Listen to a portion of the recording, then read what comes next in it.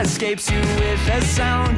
It's delineated. I waited at the station for an hour, but I won't make it. You take off on an updraft by the tower, and you overtake it every moment. I see you on the rise. You're drawn across the sky. Now that ink has dried, and I can't tell you why. Oh, Mimi, can you tell me there's an issue? I've seen it clouded all around you. Why can't you tell me there's an issue you've seen before? Oh, Mimi, can you tell me there's an issue? I've seen it clouded all around you. Why can't you tell me there's an issue you've seen before? And I can't tell you why. Oh, I can't tell you why. Why you have to stay here on the ground? It's overrated. The cityscape parades you with a sound. It's delineated. No one here has even learned your name, but they all claim that they saw you land and ran to do the same. But they won't make it every moment. I see you on the rise. You're drawn across the sky. Now that ink has dried, and I can't tell you why. Oh, Mimi, can you tell me there's an issue? I've seen it clouded all around you. Why can't you tell me there's an issue you've seen before? Oh, Mimi, can you tell me there's an issue? I've seen it clouded all around you. Why can't you tell me there's an issue you've seen before? And I can't tell you why.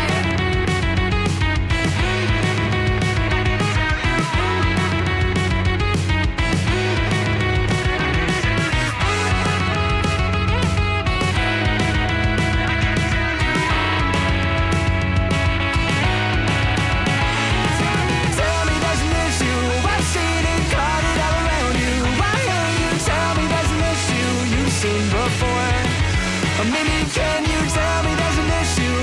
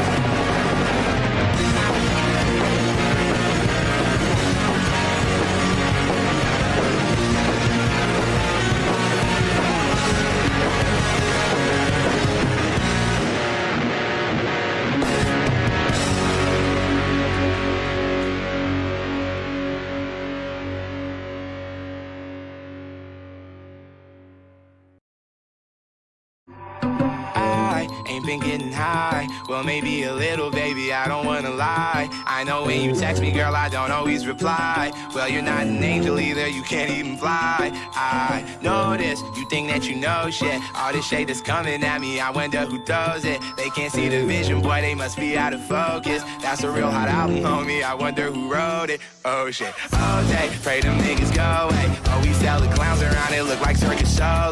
This is not the album either, these are just the throwaways. This shit's still so cold when it drop, it's gonna be a motherfucking snow day. Hey, boy, it's good and he knows it. He don't say it, he shows it. I'm just like DeRozan. If I shoot it, it goes in. I'm in Cali just coasting. Get him so wet, they need coasters. I got a selfie with Oprah. I just ain't ever posted. And I'm in my happy place posted. I ain't frowned since 06. I ain't cried since 01. My bad like Six Flags in your house is no fun. You can come back to mine though. Your friend ain't cute, but it's fine though. He gon' end on a high note. I spy with my little eye. A girly I can get cause she don't get too many likes. A curly headed cutie I could turn into my wife.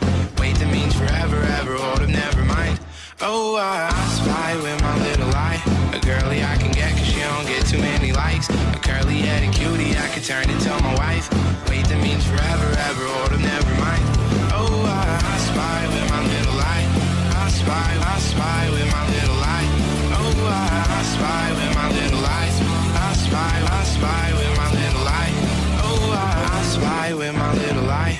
A girly I can get cause she don't get too many likes. A curly headed cutie I could turn into my wife. Wait, that means forever, ever, hold up, never mind. Oh, I spy with my little eye. A girly I can get cause she don't get too many likes. A curly headed cutie I could turn into my wife. Wait, that means forever, ever, hold up, never mind. Oh, I spy with my little eye. I spy with my little eye. Oh, I spy with my little eye. I spy with my little eye. Oh, I spy with my little eye. I spy with my little eye. Oh, I spy with my little eye. I spy with my little eye. Oh,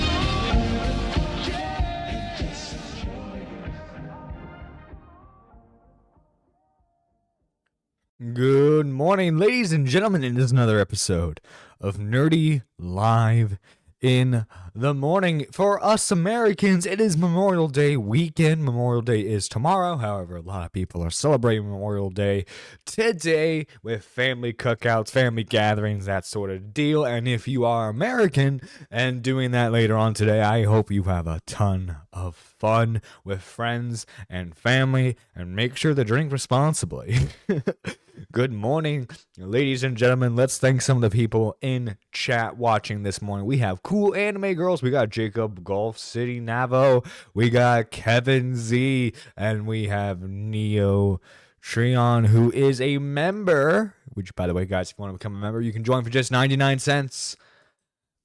And guys, so I just want to, before we get into the topic, I just want to showcase something real quick like, real quick like. You see Augie RFC, and I have no idea why. Okay, let me hang on, let me check to see if it's gonna be like that for the video. If it's just, it is. Okay, that is weird. Hang on, let me fix that. Let me fix a Rooney that, as Ned Flanders would say.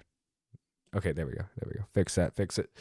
But guys, okay, so Augie, who let's be generous, right, and say his content as of 2025 has been a bit sparse. You know, he technically came back, but you know, it's been lacking in terms of content. You know, that's his own decision, whether or not he wants to make content on the Augie RFC channel. But recently, him and Connor have decided to do a RFC Mania subathon stream. And basically, what you can do is you can donate, and it adds hours to the timer. Right now, they are in... What is it? They are in night mode right now because obviously, as you can see, they're sleeping. And the punishment for night is that if you donate just $2, TTS will play, and it will be loud, and more than likely, it will wake them up. Which, if you want to see Connor and Augie get tortured, I mean, you know, what better place to watch it? Am I right? Wheel of Pain is what it should be called. Oh, they also do have a Wheel of Pain when they're just regularly streaming. Apparently, Cameron crashed out a few times yesterday. Oh yeah, is on the Are you talking about the Aiden stream? I do have that pulled up. If we have the time after the Cope and See video, because we will be obviously reacting to that. If you can't tell by the title of today's stream. But before we get into the main event, I do want to showcase the trailer that Cope and See made on YouTube. Okay, it is done. Weirdest story I've ever covered. That's saying something, considering he's covered the art commentary community. He's covered the jar situation. So yeah, if Beckett from Cope and See is saying this is the weirdest story ever, I have to believe it. You know, normally, I love it when my autistic obsession with the brony community breaks into more mainstream commentary. I've literally had to interview voice actresses from My Little Pony. Are you? Oh wait, are you? Oh. You? No, oh my god! Imagine being interviewed. Oh god! Imagine like a British commentary YouTuber comes up to you, and you're a serious voice actor. Okay, you have work in mainstream media besides My Little Pony, right? And it's like, okay, I need to interview you for like this like brony documentary. What? Now, the way I want to break this down is I'm going to explain to you what the allegations were and how they were presented, and then I'm going to tell you what happened behind the scenes. And I can do that with receipts. Holy crap. Someone in this situation has receipts? I've been dying for that. Because I have everyone's DMs. Predictably, once the video had been released and the backlash was in, these little rats started fleeing the sinking ship. Speaking on that is I think it's pretty messed up of Sophie to let a mentally ill person take the fall for her crusade. So while my long-term dodging of this story might make me a bit of a Johnny-come-lately, I've put in work over the last week or so to really unpick what's been happening behind the scenes to give you all a clear view of the insanity that's been occurring. And I do mean insanity, because what I have for you today is a drama that stretches back over a decade, all the way to the animation analysis community. I assume that's technically the community that Saberspark belongs to. Maybe it's an old community he belongs to. Guess who still isn't saying anything and doesn't have receipts? A supposed victim. Well, I don't. Be out there. I don't know if that helps, because that, if anything, makes it worse, KP, because it looks like you've gone, oh, we don't have a police report, but if this is gaining traction on Twitter, then I can put it in a video you are already making with a victim you are already speaking to. Allow me to show you what happened to all those people who used to unironically refer to themselves as horse famous. But anyway. They refer to themselves as what? Hang on. They refer to themselves as what? To themselves as horse famous. But anyway. Horse famous. Get it? Because of the bronies. Anyway, I've learned my lesson. I'm not going to compliment people on their snails anymore What? for fear that 7 years down the road, when I become an adult, that they're going to attack me after I've stood up for myself and said, hey, what you're saying is not... I don't know how Beckett can mentally handle this. Because for me, my brain's fried just listening to it. Just listening in video format. I can't imagine being in a call and listening to someone say something like that. I'd lose my goddamn mind. I would throw insults. I would probably laugh. I would not sure about me. And by the way, I'm not a close friend of yours. I don't know who you are. But sacrificing putting children at risk because you don't want to publicly speak out about this behavior? Your fans aren't your peers. Something better could come out of this if you fucking talk to us. All right, time for the 2 hour and 15-minute video. God damn, Beckett put in the work on this one. Ladies, gentlemen, grab a snack, grab a drink if you haven't already. Buckle in, because we're going to be here just a little bit. You know, normally, I love it when my autistic obsession with the brony community... Okay, we already seen the intro, so we're just going to skip it. Children at risk because you don't want to publicly speak out about this behavior? Your fans aren't your peers. Something better could come out of this if you fucking talk to us. Firstly, given that this is a drama finding its origin... Get the lube ready, otherwise it might hurt. God damn, Neo, god damn. ...points back in 2012, as you can imagine, there are a fair amount of moving parts and various parties who are involved. But my interest lies almost solely, at least at the moment, in the allegations being levelled against Saberspark and frankly, how they were platformed in the first place. So, we're actually going to begin on May the 1st this year, when I Love Kim Possible a Lot, also known as KP... How old do you think they were when they made that username? I love Kim Possible a lot. That's a amazing username to go by on YouTube if you want to make a career. released a video she'd been working on for the last several months on DA Games. Now, KP has been knocking around YouTube for a significant period of time, with the channel dating back to 2007, though she'd reached the height of her popularity in 2014, having started to gain traction in the brony community in 2013. It always leads back to the brony community with these people. I'm telling you, man. We need to gather up all of the bronies and ship them off somewhere to like a remote island or something where they can frolic and gallop and do whatever weird shit bronies do. Okay, we need to isolate them from normal society.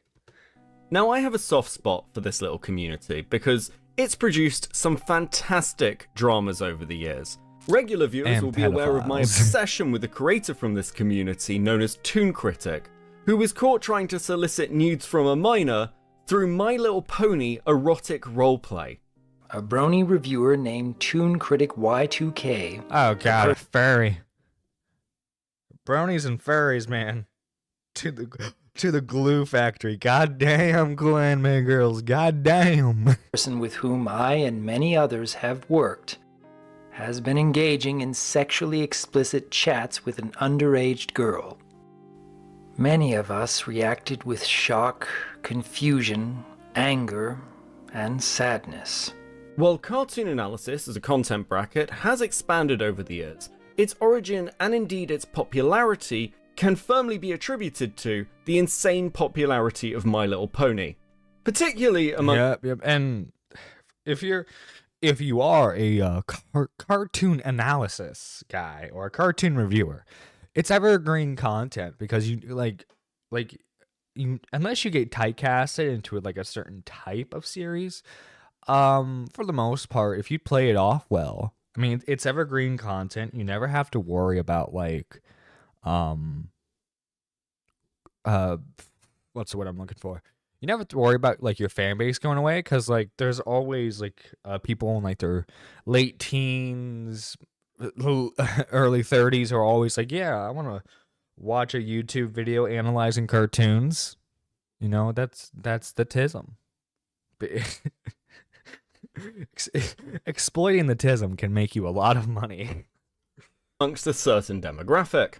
This is of course also true of DA Games and Saberspark, and the footage I'm using at the moment is from Saberspark's own documentary on the Brony fandom, which he made to celebrate the community. While that community should never be celebrated. Brony should never be celebrated. Never.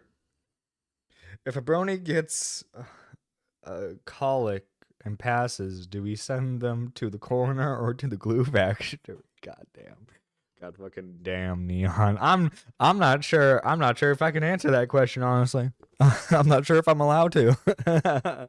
This all sounds very pleasant and nice. It probably won't come as a surprise to many of you that the history of the Brony fandom is basically a smorgasbord of allegations. And while this may sound slightly callous, it doesn't surprise me to watch this current... Now I'm all flustered and shit. Are you 17 or 16? 16. My face is all red. As is my darling Grizzly the Medic. Goddamn furries, what the fuck? Drama unfold in the way that it has. Allow me to be blunt for a second. The allegations... Bellish thought you were talking about someone else. Whoops. Well, she and I are chill. She won't question it.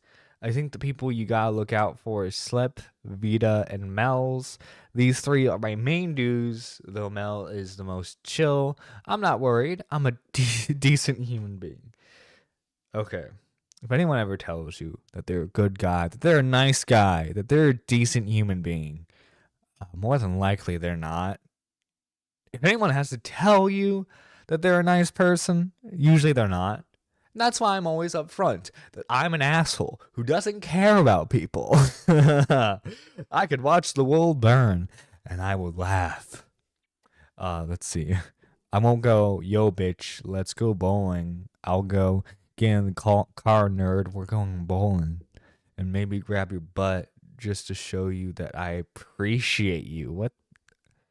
How old I'm afraid to ask how old Grizzly is. Is this like a man in his 30s? Against Saberspark, and indeed DA Games, do not exist within a vacuum. They form part of a long-running pattern for this. Oh no, send butt before you get arrested. Never. I'ma spank you. Nuh-uh. Spankses, smackses, oh god, these people gay? We got gay furries?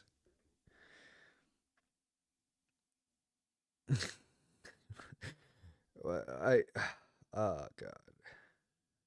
Remember FallCon is a thing and I'm blaming the brony community. Fall equals baby horse. Oh no. Fucking hell. This particular fandom. Firstly, there is an inherent problem of the brony demographic. We are talking about adult men who are obsessed with a child's cartoon show aimed at little girls. And that particular overlap attracted an awful lot of nonces into the community. Yeah, look, okay, in all seriousness, no, there are bronies who are just like, hey man, I I can't help liking the show, and you know what? In all seriousness, good for you. You found a hobby, you know? But unfortunately, that hobby attracts a lot of weird people. It does, and that's unfortunate. Like if you're a fan of Star Wars, unfortunately, it attracts a lot of weird people. People who someone might consider a little Kanye-like, if you catch my drift. But there is a secondary element which many of you will not be aware of, and it's the reason that we're even talking about this in 2025, considering it concerns events all the way back in 2012. The Brony fandom actively encouraged people who'd gone through abusive situations to forgive their abusers and shut the fuck up about it. Yo, Bronies, Catholic Church, team up crossover episode? Let's fucking go, man. Okay, the new Pope, he's from Chicago. I'm sure he's down to watch some Brony shit. Yo, I think if Bronies and Catholics, did a little collab, I think they would really, really help each other out. You know what I mean? I remember when I was a teen and I had a friend and he knew someone online who was a Brony. Lol. Oh my god. If we withhold forgiveness, it does not harm the wrongdoer in any way. I realize that forgiveness is not and never was for the benefit of the wrongdoer. It is for our own benefit. Also, too, it's first off, who are you to decide whether or not this person should be forgiven? Secondly, if the victim chooses to forgive their abuser, which obviously is a very, very big decision on their part, that is for the victim to decide, not for you to force the victim to forgive their abuser. That fucking makes no sense, you goddamn furry. It is what enables us to finally release the anger, the resentment, the hurt, the poison. This dude took Psych 1 in college and was like, yo, I'm a mental health expert now. Turns our hearts black. And that really Fuck you, I live by a philosophy of never forgiving anyone, okay? Anyone who's ever slightly wronged me in the past is my enemy for life, and I have a plan on getting back at every single one of them. Change until 2018 when Lyo Convoy came onto the scene. Oh, fucking hell. Fucking... You ever seen, bad taxidermy? If anyone's ever seen, bad taxidermy, that's what it looks like. It looks like Lyo took the head of, a lion who was poorly taxidermied and just wore it on his head. He looks like a serial killer. Does anyone else get that vibe from that costume Lyo has? He looks like a goddamn serial killer. Victim decides to forgive. It's their business, not anyone else's. Yeah, you can't fucking force. Yeah. You can be perfectly happy without forgiving people who slighted you. Exactly, yes. Lyo does look like bad taxidermy. He does. Oh god, I expect him to... I look at that and I think he's got people in the basement he's keeping. Chris the Narc has that mask now, by the way. No. Wait. What? Cool Anime Girls? What the fuck are you telling me? How did Chris get a hold of Lyo's mask? I'm afraid to ask this. Is there a video on Chris's channel explaining how he got the mask? I need to see that clip. This is not a Lion of the Sun mask. It's Clockwork Lyo. Oh my god. I've mentioned that before. The cartoon analysis community is Lyo Convoy's origins. Lyo sent it to him? What? Oh my god, I need to keep up with Chris a lot more. God damn. Story. We'll come back to this in a bit because it's another piece in the puzzle which is going to become relevant later. But the relevance of that culture of silence that existed explains why we're now litigating these dramas years later, because any discussion of them at the time would have been quickly shut down. And it also became a bit of a trend for people with pre-existing grudges to happily run allegation stories on people they didn't like with fairly flimsy evidence. And yes, KP's video fits firmly within this trend. Yeah, KP was mad, from my understanding, KP was mad at a joke that was told by Saber Sparks' editor from like 5 years ago? And keep in mind, it is a disgusting joke that he told. I'm not saying it wasn't, because it was like, what was it? Something to do with her underwear? Anyway, it was a very disgusting joke, but like, I don't know, it's weird to hold a grudge against Saber Sparks over that. Last time we covered this, Internet Versus, aka Connor, read the emails correspondence, and it was just like weird. God, that's worse. 10 years ago. Does that mean Chris the Narc is now Chris Convoy? Oh my God, whoever wears the mask becomes the convoy. Chris now hides in Discord and like judges all the users of his Discord server. He holds court with them. In fact, within KP's Discord, there exists an archived thread of safety reports.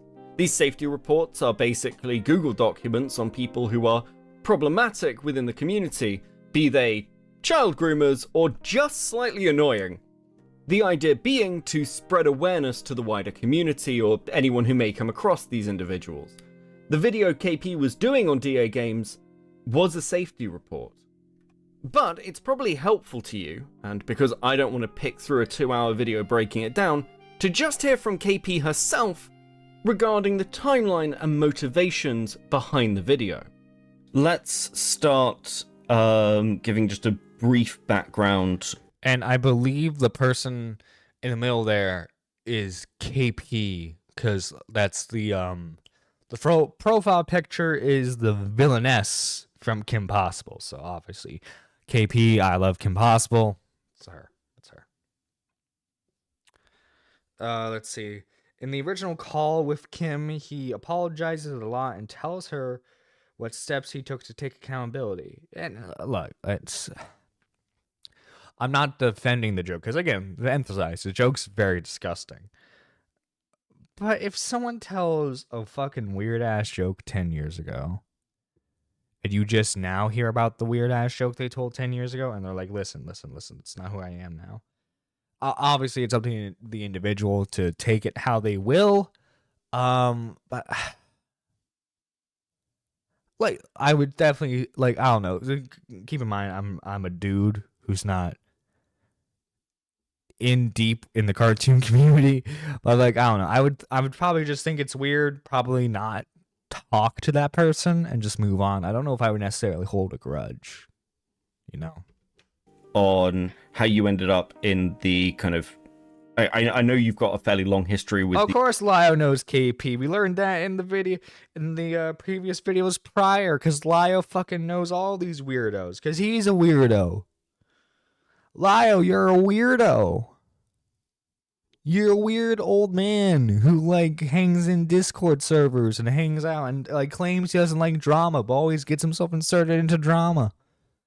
You're a weird old man.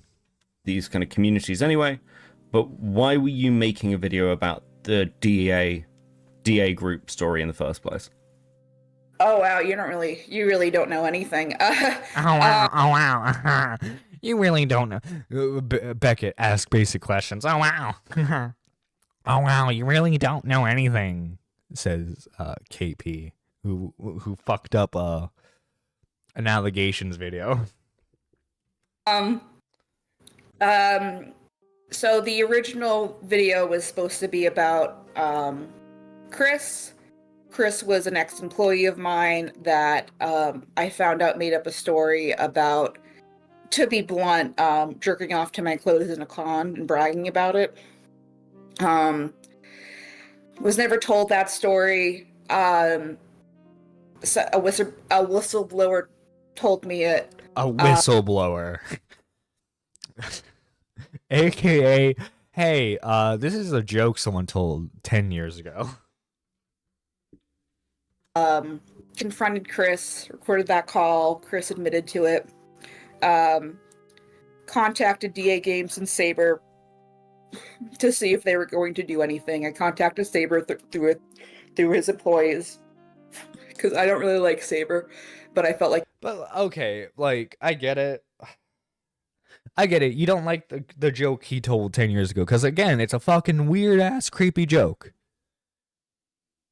But like trying to get him fired from his current employment, I feel is like an extra step petty. Especially like if you don't have a good relationship with Saber Sparks to begin with, why would Saber Sparks listen to you? If Saber Sparks doesn't like talking to you, he's not going to listen to you. You know what I mean? Like it was fair to give him a heads up, and same with DA. Heads up. This guy told a weird joke about me 10 years ago. DA was, I think all those emails are in the video if you want to like find a mirror and get them there. But the DA emails were essentially, hey, seems like this is handled, like go away. And then I was like, well, we're going to release this publicly as a safety report. So like, do you have any comment? And Publicly as a safety report. It's fucking gay as hell. and they started getting really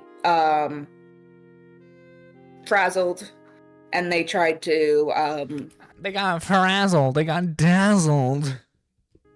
use British law to convince me not to release it, even though the laws didn't make any sense. Well, that's British law for you. When have the British done anything to make sense? They don't owe you anything. They don't owe you answers. Yeah. It just, I don't know. It seems like a weird...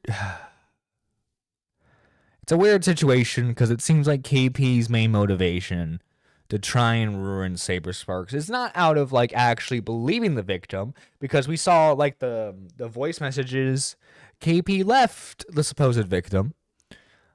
It seemed like KP was just like not deer in headlights. What is it? They just had narrow vision. All they saw was, I can ruin Saber Sparks because Saber Sparks didn't fire the editor who made a joke about me 10 years ago. Who made a weird sexual comment about me 10 years ago. Now I'd like to pause here for a moment because the elements involving Chris deserve further examination. I've now heard that full call. Imagine being above British law. I am, because I'm American, okay? Red, white, and blue with a bald eagle. God damn, okay? Listen, okay? We saved their asses during World War I, World War II, and kicked their ass during the Revolutionary War. Okay, I don't care if Beckett's British. Okay, if we need be, we kick their asses again. And what was initially presented was an edited version of a much longer conversation. Within this Oh, you'll have fun with the victim statement later on? Oh no. longer conversation, Chris takes full accountability of his actions. He apologizes repeatedly and makes clear notes of actions he has taken over the years to correct these behaviors. These communities talk an awful lot about people taking accountability, and that if people do take accountability and apologize for their actions, mostly they can just get on with their lives afterwards. So it confused me quite a lot to hear Chris do all the things you are meant to do and still be expected to face serious repercussions. We are talking about a single instance over a decade ago with seemingly no repeat behaviors. The idea someone should be... Yeah, if it was like, to be clear, if it was like Jar has repeated upon repeated instances of him being sexually weird with women in DMs. I think it's at least around 10 or above women who are just like, yeah, like he said, let me see your pussy, and then like was talking about my cat, or like, let me show you my cock, and then like it just shows a picture of a rooster. You know, it's weird ass behavior from Jar, because it's repeated upon repeated, and he sees nothing. That's the thing. That's the thing with Jar. He sees nothing wrong with the behavior, which is why, obviously, Jar in that instance needs to be. I hate to use this. I hate to use this term because it sounds really gay, but like. That's why Jar needs to be held accountable for his actions. Because he is constantly weird with women. Constantly. Like inviting them to his hotel room during VidCon. And then being like, haha, I'm just joking. He's not even just inappropriate with women. Yeah, he's inappropriate with everyone. If you guys remember, during a K-Huck stream, it was members only, so like I don't blame you if you weren't able to watch it. It was clipped though. During a members only stream, K-Huck was having Burn the World, who is a friend of K-Huck, runs the Zelda cast with her. Burn calls in and talks about a call that he had with Jar. And Jar instantly made it sexual because he was trying to like see what kind of fetishes Burn had. He was trying to get Burn to admit that he had like some type of Pokemon fetish, that he like, and other types of fetishes. This man is weird. He cannot have a normal conversation without involving sex in some way, because he was a weirdo sheltered individual. Be fired over this is frankly absurd. And so I went back to KP to ask her about it. Because I went looking through some of the Chris stuff, KP. Mm-hmm.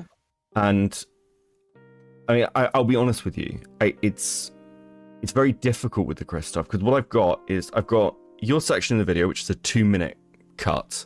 And that's a condensed version of the full call. Which isn't noted as condensed. Yeah, he said he can't hold a job because of all the sexual comments he makes towards people. But he sees nothing wrong with making those comments still. It's like, dude, if you admit that like you are so bad with sexual comments that you cannot hold down a job, that is a problem that you need to work on in therapy. I know it's gay for guys to talk about like therapy and shit, but like, honest to God, in that instance, you need to have a therapist to talk about this shit with. Version in your video. And then I've listened to the full call, and Chris is highly apologetic, takes full accountability for his actions, explains to you that, you know, where he was at the time and the fact that he has sought therapy and to modify that behavior. He's not making excuses for it. He's literally just actually taking account. So I'm trying to understand why you felt it was necessary to make a video on him, or why he should be fired for something that happened a decade ago and he has apologized for. I want to hear her logic for this.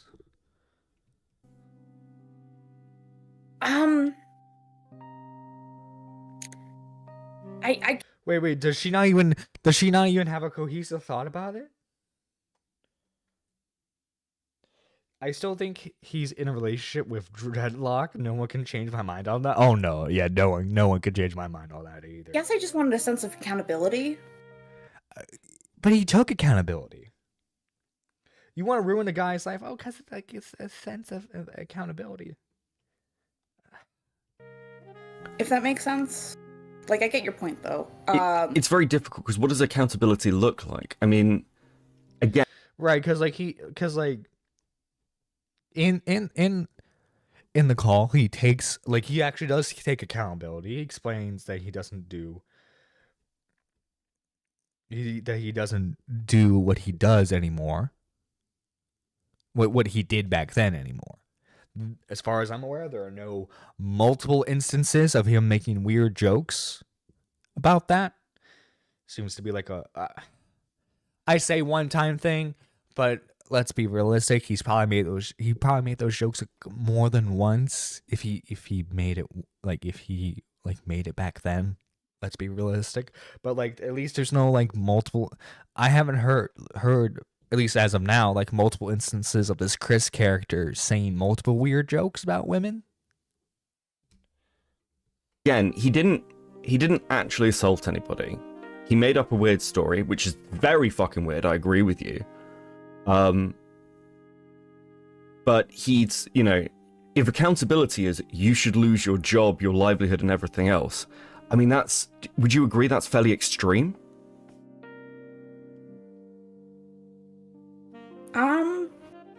She has to think about it. She has to think about it, guys. I think like maybe This is the tism. Can we blame the tism for this? Too many people are sheltered. I know I say that as a sheltered individual, but too many people are sheltered, man. Come on, have some common sense, KP. like some sort of statement from him too might have helped. Like, no, I get your point though. Like that this was a thing that happened and this probably damaged some relationships that I was working on at the time. And that kind of sucks, but I see what you mean.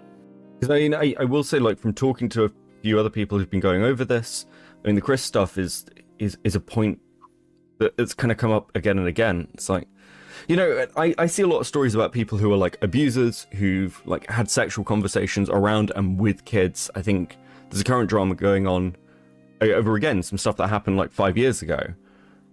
And one of the particular people involved in that, you know, he's in trouble now because he's sort of pushing back after sort of acknowledging what he's done to this person. What drama is he referring to here? But the kind of prevailing thing is like, well, if you just said, yeah, that was a fuck up and I was a bit weird and I'm sorry, no one would care. But with Chris, you've got literally the reverse of that situation where he does admit it's a fuck up, says that he's sorry, and it's like that feels like it's not enough 2 years later. So yeah, I kind of want to be clear about that, because I think that's something that you are going to catch flack for.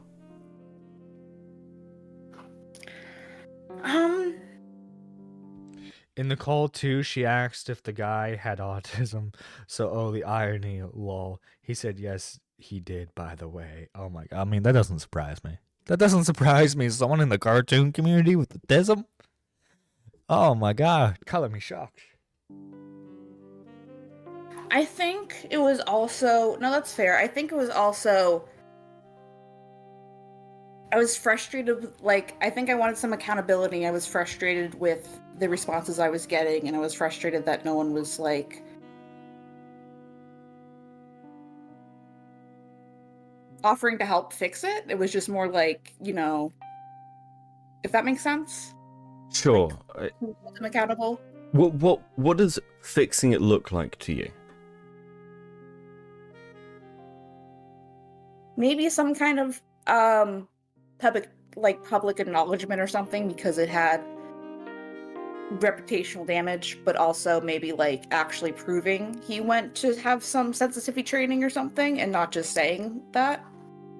Okay. If that makes sense. I mean, because when I watched through your video, he seems to say in his public statement, yes, this is a thing that happened and I needed to work on and I'm sorry for. I mean, it was, you know, it was a very corporate statement in some regards. I think that's fair, but it's like, publicly, this was acknowledged as a thing that did happen with Chris, right?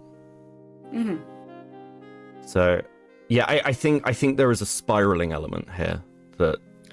Oh, I should clarify that it was only acknowledged publicly. I felt he might be a little bit dangerous just because he was kind of lying about those Dangerous? kind of experiences, on top of when I looked into the DA game stuff too. I don't know if you've gotten there, but there's a lot of like gross behavior there. So it just seemed like these people weren't accountable. From what I understand, the DA games thing like involves actual like pedophilia. Chris, the editor, told the weird ass fucking joke. And like, I'm sorry, but I don't think you can really compare the two. Fix it. No, it doesn't even make sense, you crazy woman. You don't even know. I join, you're gray. Have to help for a second, and you're blue. What is happening in the story? Look, I don't even know, but you mean the video so far. Beckett is talking to Kim about the Chris situation. The Chris situation. Oh my god. For themselves as well. So I guess it became a bigger scope to me once James was not really willing to work with me. And then once some of the game's victims found me and they were like, oh, this is a pattern because they do this kind of stuff all the time. With that out of the way, I suppose we should get to the Saberspark allegations themselves. Now, the Oh way I want to boy, I'm so break this down- excited. I'm so excited for more talk about the Saberspark allegations. is I'm going to explain to you what the allegations were and how they were presented, and then I'm going to tell you what happened behind the scenes. And I can do that Ooh, behind the scenes. It's gonna be fun. It's gonna be juicy. with receipts, because I have everyone's DMs. And yes, that includes Brony Fandon't's DMs with KP, Ooh, this is gonna be fun. This is gonna be fun. which make for fairly fascinating reading. So, the allegations against Saberspark were first released on Twitter through Brony Fandon't's account. And believe it or not, that fact's going to become quite relevant later on. These allegations would come from an anonymous source, claiming that in 2012 and 2013, though it is worth noting that there would be a later correction that this all occurred in 2012, this individual met up with Saberspark twice, and on both occasions, they engaged in non-consensual sexual activity with him.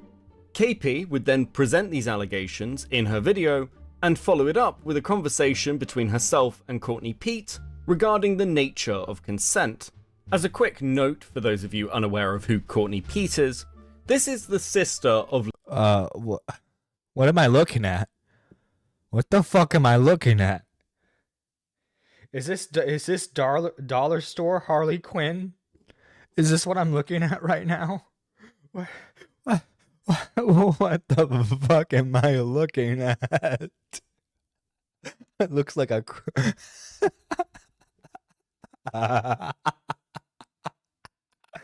I'm sorry. I'm being mean. I'm being super mean today. Good morning, Zero Core. Hope you're doing well.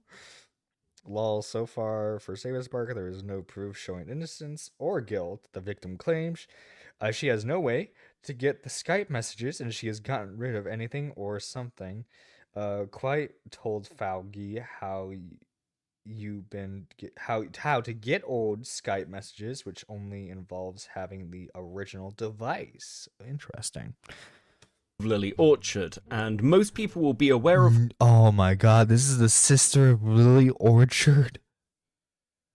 Okay, I feel bad. Okay, now I feel bad for laughing at them. I'm sorry. Don't worry, I'm going to hell. I got like the penthouse suite and everything.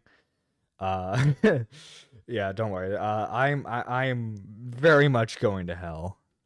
Her through her ongoing campaign against Lily Orchard, who is alleged to have abused Courtney during her childhood. Regarding the allegations themselves, and we'll come to who the accuser actually is, I was immediately pretty skeptical of these when I saw them. I put out a Twitter thread outlining my issues with the allegations the day after they dropped, but I'd like to take a moment to be crystal clear at this point. I don't think anybody will ever be able to say with 100% certainty that these events did or did not occur. While Saberspark... there is no way you can prove that these events happened or didn't happen. That's the issue with this story. That's the issue with waiting so long to tell a story like this. And it's like, it's difficult because, like, okay, if you want a serious conversation about this, you don't want to pressure a victim. Okay, hypothetically speaking, let's say the events did happen, and this girl is a genuine victim of Sabersparks. You don't want to rush them. You don't want to pressure them when they're not ready to talk about something so serious. But also, too, at the same time, you want to make sure that you have evidence. And it's just, unfortunately, if these events did happen, there's no evidence to prove it. There's also no evidence to prove that Saber Spark might be innocent. Because, again, let's hypothetically say these events didn't happen. And they were completely consensual. There's no way of him showing that. Mark has denied the accusations. This occurred so long ago that the evidence to condemn or vindicate him just doesn't exist. Which is exactly why accusations like this should never be platformed by a creator. Nah, you're still being nicer than Falky was last night towards her. No, you can laugh at her. She insults other victims. Oh, so like the sister of Lily Orchard, who, if I'm understanding correctly, like was abused by Lily. She laughs at other victims. Wow, that's kind of fucked up. If you are a victim and you don't agree with her, you are wrong and you are not a good victim. The Mirror KPS video, she was apparently arguing with other victims. Oh, that's fucking lovely. That's fucking lovely. Putting anyone in the position where they have to deal with life-ruining allegations when you have no evidence to support them beyond a single victim testimony is an incredibly callous and fucked up thing to do to somebody. And as we dive into the deeper drama surrounding this story, particularly when looking at people like Brony Fandon't, that's a theme. Because when it comes to the Black Griffin allegations, vast amounts of the evidence supplied against him is incredibly shaky. And when challenged on this, the defense is the quantity of allegations, regardless of their quality. And to be candid, it astonishes me that this has gone on for as long as it has. That being said, let's get to the behind the scenes. Oh boy. One thing I was made immediately aware of is apparently Lyo Convoy was involved in this. Which didn't come as much of a surprise. Yeah, of course he's involved. It's fucking cartoon shit. Just because you're a victim does not make you not an asshole, unfortunately. Well, I'm always an asshole, cool anime girls, and I'm upfront about it. Given his history with this particular community. Lyo again has pre-existing relationships with KP and many of the other people involved in this particular fandom. Actually, little bit of fun lore for you, but a lot of the people involved in the Senate server actually originate in the Brony community, with individuals such as Queen Seraphina even voice acting in popular Brony cartoons like this one from Pymations. Though... Oh, lovely. Lovely. Lovely, lovely. Yay. Kill me. Kill me now. Take me out of my misery. To my surprise, Lyo's involvement in this is incredibly minimal. He would, though, share what DMs he had, and it seems he was added to a couple of different group chats. The first involving the individuals... Why does everyone trust Lyo? What about him makes him so trustworthy? Is it the fact that he's an old man? And for the most part, these people are fairly young and inexperienced with life, and so they look at Lyo Convoy, they're like, yes, he'll show us the way. He'll show us the way. Leveling accusations towards DA Games, as well as the individual making allegations against Saberspark. In the interest of transparency, and because the DA Games group chat is less of interest right now, though is referenced in later conversations, I think it's useful to hear this first recording just in full so you can get a general scale of Lyo's level of involvement. So, is everybody here like previous employees of DA Games? Is that what I'm getting reading the chat here? Okay, so is everybody here an adult, or we got any minors here? I haven't heard the And we got any minors in here? Famous last words of every Minecraft YouTuber. Yo, we got any minors in here? Interview myself, but I'm curious. When you say unserious, is that because humor is a coping mechanism for you? Because that's pretty common. I think maybe putting in a section, perhaps, with a notation on studies, showing that sometimes people cope with things via humor, and that's how they figure out discussing it, would probably help to that, not just in the sense that would recontextualize your interview and obviously make it to where it doesn't need to be redone, but also it further points out that you're a victim of these things, and that's how you're internalizing it, and it puts more credibility to your claim. He got that dad energy, I guess, lol, and a lot of them apparently don't have good parental figures. Nerdy isn't part of the kingdom of the light touch. Whoa, why you gotta remind me of something good I'd rather be watching right now, Wookie? What the fuck? Just isn't part of the kingdom. Fucking hell. Than just Fucking hell. redoing it and trying to do it in a sterile as possible fashion. Of note here, Lyo's advice is to allow original victim testimonies to stand as they are. This is very, very solid advice for reasons that will become clear in a little bit. As for his conversation with Lyo giving solid advice, I don't know about that. A little distrustful. The Saberspark accuser, well, that requires a little bit of dissection. To begin with, when KP came to Lyo to ask his opinion on this, Lyo is incredibly clear that the correct course of action is to go to the police and file a report. Holy, okay. You know, a broken clock is right twice a day. Holy shit, Lyo. You said something with common sense. Good on you, buddy. You get a gold star and a cookie. You get a gold star and a goddamn cookie, Lyo. Good job. You said victims should go to the police. Something that apparently is really hard to say in this community. Then that needs to be handled by the cops. Like, period. Like, 100% period. That needs a police report filed today. Amazingly, he also points out the complete bloody obvious that the accuser trying to remain anonymous to protect themselves from Saberspark finding out it's them makes no sense because Saberspark would know who's making the allegations. Well, I think if I'm correct, it's more so to protect themselves. It's to protect themselves from Saber's fan base. But if Saber wanted to, Saber can just say who it is, and then his fan base can go after them. Because if this is true, Saberspark will immediately know who is making the accusation. Oh yeah, Courtney, Lily Orchard's sister, also doesn't believe in going to the police either. Oh, fucking lovely. Fucking lovely. I think perpetrators should go to the police and be like, mic drop. Oh my god. Here's the problem, though, with that inherently. If that did happen, and Saber did do that, he will by nature know who it is. So if it gets out in any way, shape, or form, and a police report hasn't been filed, she's going to be at risk. Like, that's just the truth of the matter in this. And it's unpleasant, it's ugly, but that's the truth. You know, it's a bad situation when, like, Leo, again, I have to emphasize this. Leo Convoy is the voice of reason.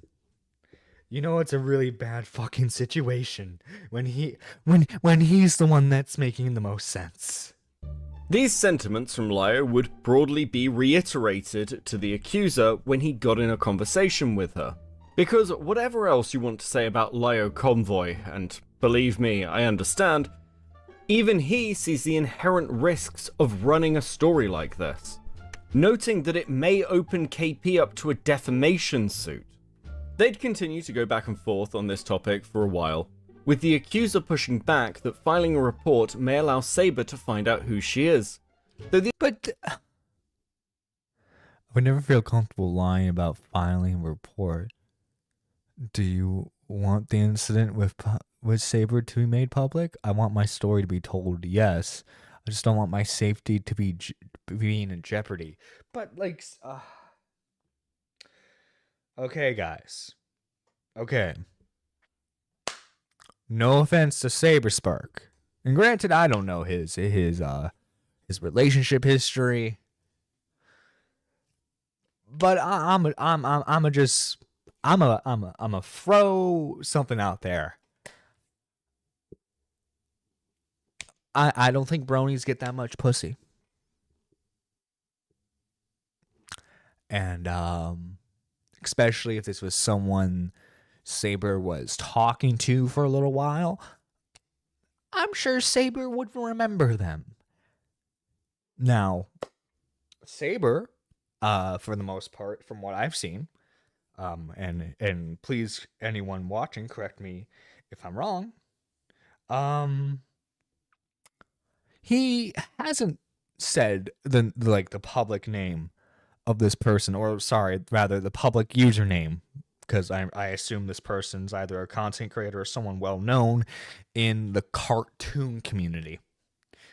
According to Falgi, they have not seen any proof of Saber setting his fans on anyone as well.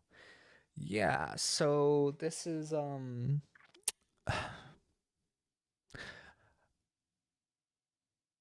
okay. I get being scared to tell your story. Well, not that I get. I've never been in that situation. Sorry, I can see why someone would be scared to tell their story, especially when it's against a big content creator. Again, hypothetically, if the story is true. But unfortunately, when you're telling a story like this, at some point you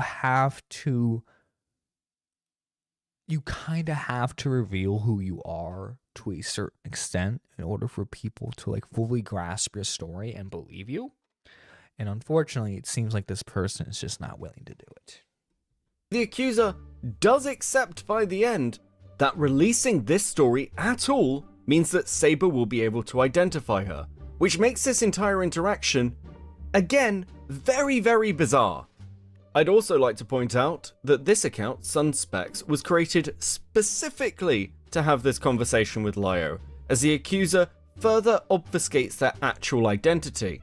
And when Lyo refuses to budge that a police report is required, the accuser would essentially ghost him and refuse to communicate any further. So who is this mysterious accuser? Well, that would be a woman by the name of Emu Emmy. No, oh my god, we know who it is. Emu Emmy? They look like a video game YouTuber. Hang on. Okay, I'm gonna look them up real quick. Emu Emmy.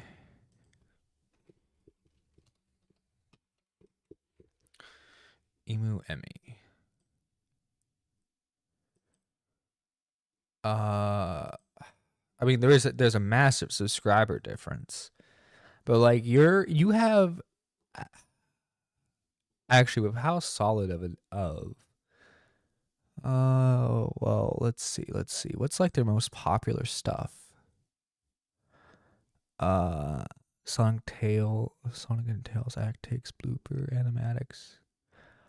Oh my god! Hang on.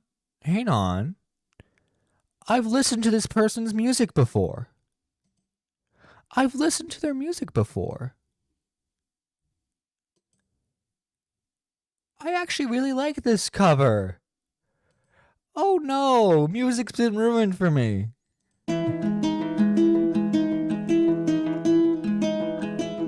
I love this cover of the song too. What the fuck? Music's been ruined for me. Music's been ruined for me, man. What the fuck? That's the real tragedy here, is the music's been fucking ruined. She was also... Wait, she's also been on Dr. Phil? No, you're fucking lying to me.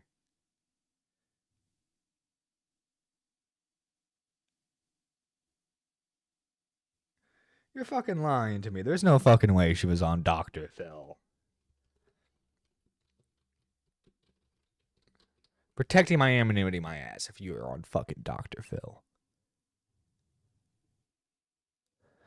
Is this it? Mom Before Prom? Is this it? What we've got here, this is think about it. We're all lost in the forest. I mean, we're deep in the forest. It's dark, it's windy, it's cold. We are totally lost. And so we all huddle up and say, okay, who is the most confused, disoriented, lost person in the whole group. And Is that her? She looks like a MySpace user.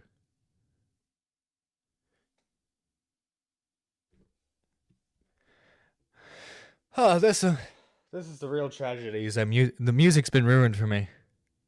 The music's fucking been ruined for me, man. Holy shit.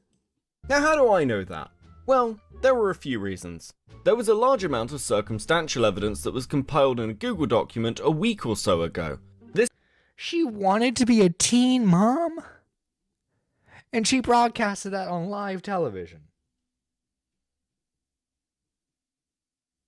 Okay. Spread like wildfire and led to her name being shared in multiple chats. We also have these vague posts from Casey, the partner of Saberspark's editor. But I have to God, way to make things complicated. Let's fucking go. Admit I was slightly ahead of the curve here, because before any of this was what the fuck am I watching? public, Emmy had provided a Dropbox link to a video as evidence that she had attended the cons in question. But Emmy is not some random unknown individual. She is a public figure. Her name is public. And if you click on more information on this Dropbox video, it has her name on it. No. So, oh my god, it wasn't even any malicious fans that revealed it. She revealed it due to her own stupidity.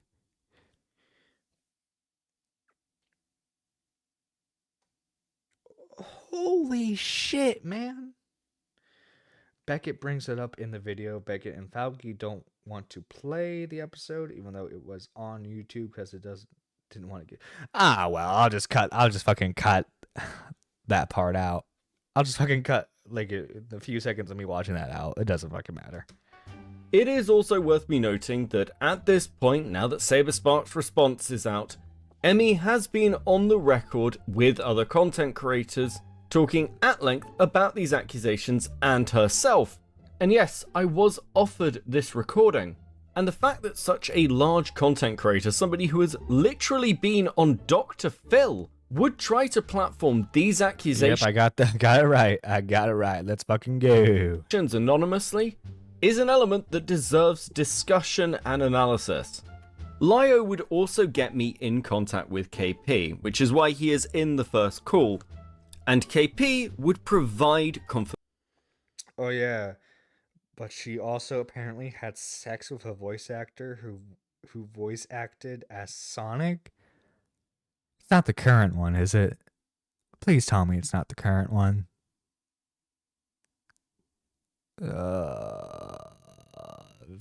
This fucking gross, man. This story's goddamn gross. I fucking hate furries. I hate bronies. I hate all this bullshit. Music's been ruined for me.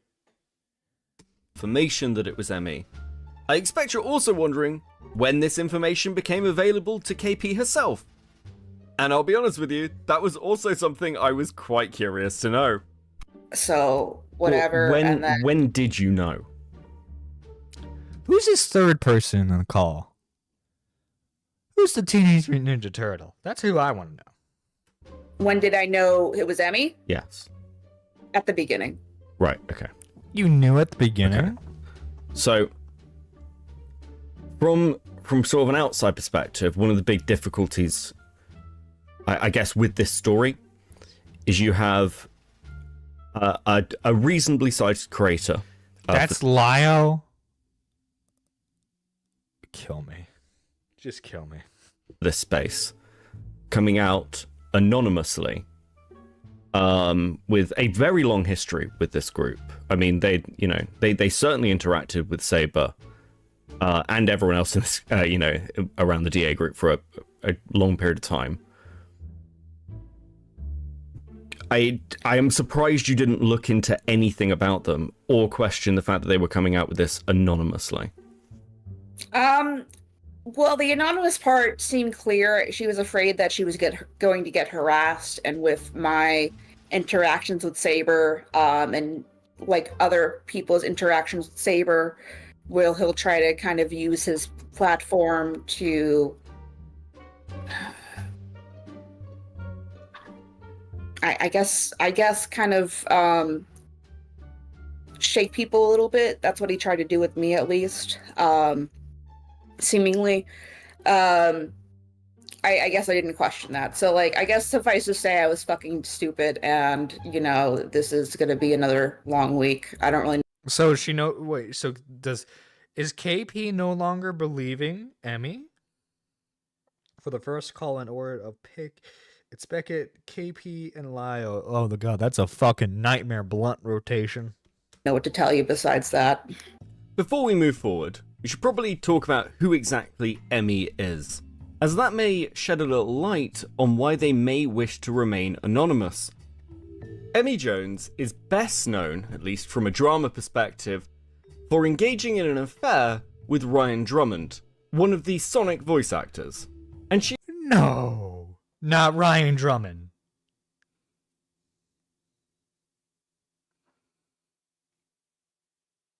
No.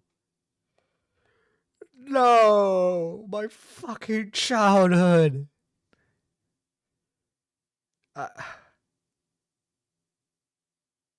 This is it. You found it, folks. You found it. You found the goddamn episode of Nerdy Live in the Morning where I'm broken. I am now a shell of my former self.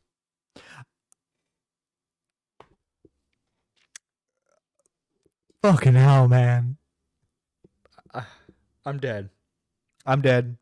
I am no longer the nerdy John that you all knew. I am nothing. I am nothing now. She is generally deeply disliked by the Sonic fandom, despite the fact that, like any good fan would, she did apparently get him to do the voice. No. I miss him so much, guys. Guys, I got fucked by Sonic. The voice was used.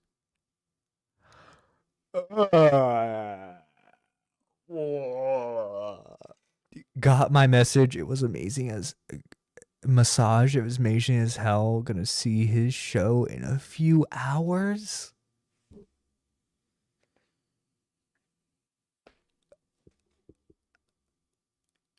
Using the goddamn voice. The voice.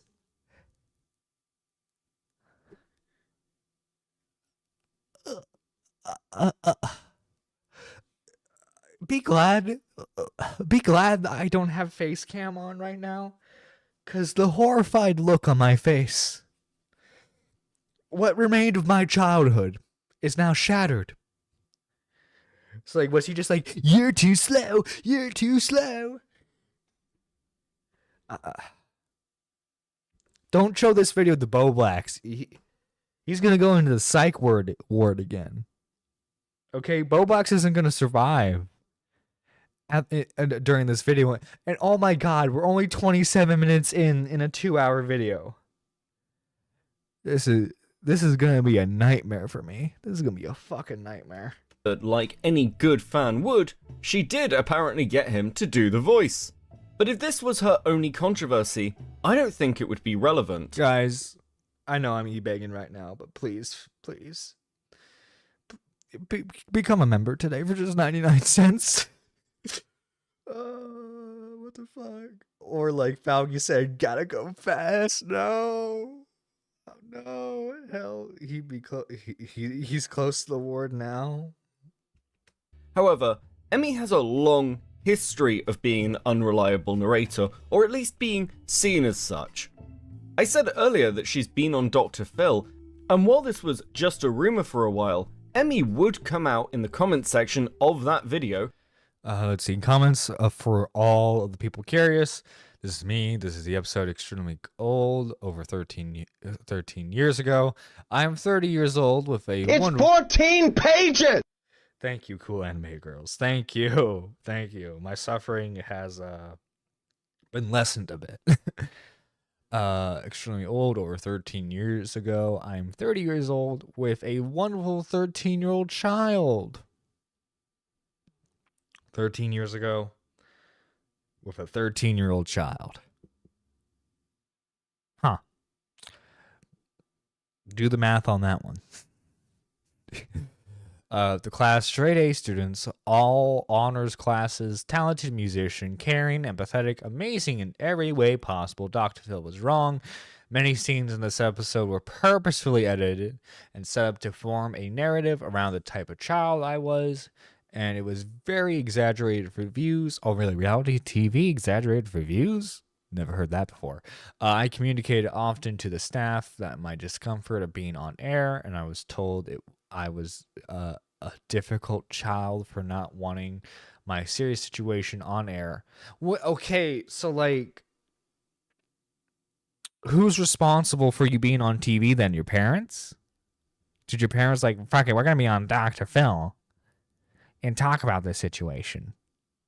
For not wanting my serious situation on air for millions to see. The whole she wants to get a little house and live some fantasy was based on around nothing I said at all, or any scenes that was positive in my favor were cut. Father is still in the picture.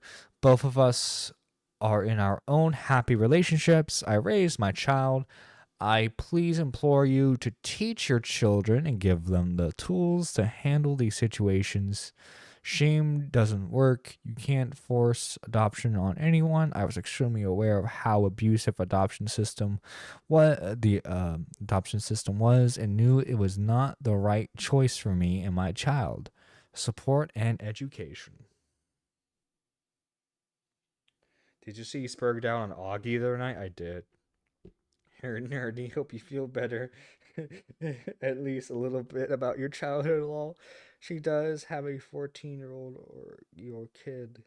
She did have a kid she wanted. I'm sorry. I know everyone can be a victim, but... Confirming it was her at 16 on an episode talking about how she wanted to become a teen mother.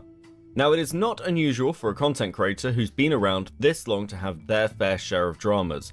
But Emmys have a particular flavour, and they come in two parts. Firstly, Ryan Drummond is not Emmy's only sex scandal. Now, obviously, there's a Dr. Phil episode.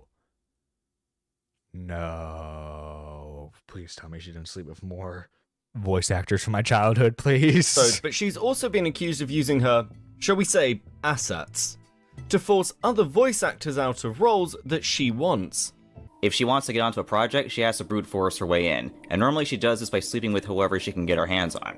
This is what ended up happening with Wrath of Nazo. Originally, the project starred Spirit of the Blue as Sonic, and his best friend Blue-Eyed Fox was voicing Tails. Emmy wanted in on this project because she had a thing for Spirit of the Blue, and she wasn't exactly happy that somebody else was voicing Tails, no less this person's best friend. So Emmy slept with Spirit of the Blue so she could replace Blue-Eyed Fox. Huh. Interesting. Man, the Sonic community is very interesting. Dude, imagine that. You go from sleeping with like the real Sonic voice actor to sleeping with like the fan cast voice actor. That's a pretty bad downgrade. Which is also maybe why she wanted to be unknown. Also, she hasn't said anything about the situation either at all now that she's been made public. Wow. It is worth noting here that all of this does in some way come from biased sources. I have yet to hear anything bad about one of my favorites. Fuck you, Neon. Fuck you. You know what? I'm gonna find out who your favorite voice actors are, and I'm gonna dig up all the fucking dirt on them. I'm gonna ruin them for you. I'm kind of glad I was never really into Sonic, lol. I was, okay, like, when I say I was into Sonic, it's not, like, I wouldn't say it was, like, an autistic obsession. Like, I was really into the games. I really like the Sonic X cartoon, but that's about it. You're never gonna catch me at a convention dressed as Sonic. You're never gonna see me fucking cast in, like, a Sonic fan animation. You're never gonna see any of that. As we see the theme of Tara Strong is one of them. Well, according to Hassan's fan base, she's a Zionist. So, boom. That being said, she is a very attractive woman, so. of much of this being based on testimony continue. But the second flavour of controversy Emmy is known for is sympathy baiting. While there is the standard "I'm being harassed" comment that you'll see from any run-of-the-mill creator, perhaps most damning here is accusations that Emmy on multiple occasions has scammed her audience through GoFundMe schemes, asking for— No, she scammed her fan base for GoFundMe. Oh, fuck. Wow, this might explain why she didn't come out as herself. Because she's done scams before. Yeah, well, it would probably be even less likely to listen to her than if she was anonymous. For money for a variety of ailments before mysteriously appearing at conventions or on holiday. In the interest of balance, I would like to challenge at least part of this, because when it comes to the claim that she used this money to attend conventions, that doesn't seem to be true. According to Hassan's fan base, SSO is the whole commentary community. Anyone who does not suck, and anyone who does not suck him off. True. As when it comes to this period, she appears to have had a good working relationship with Sega, who would have covered her attendance. This is not to say whether I think Emmy is guilty or innocent of any of these accusations, but she does have an undeniable pattern when it comes to drama, which is damaging in this case because regardless of the validity of these claims against Saberspark, they do fit within this motif. There are, of course, no perfect victims, and none of us should have those expectations, but in a case like this, where there is no evidence for the accusations being made, the credibility of the accuser is basically all I or anyone else has to go on. Now, when other people have looked into it, what they've found is a video called The Queen Falls by Lance Jerkov. And I'm gonna lay— Lance Jerkov. Oh my fucking god, that's a fucking hilarious name. I love that name. That's my new favorite YouTuber, Lance Jerkov.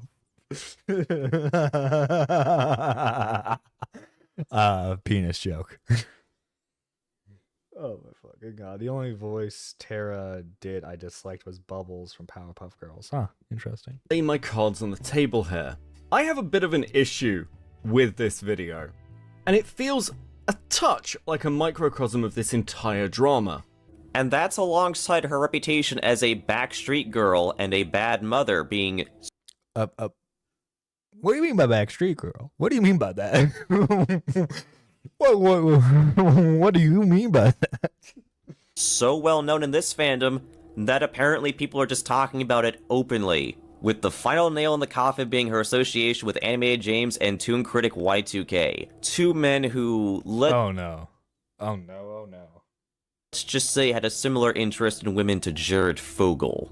Because much of what is presented is a fragment of evidence, and then an awful lot of speculation. And this is true even of the Drummond stuff. Yes, they had an affair, but we have no idea what that actually looked like.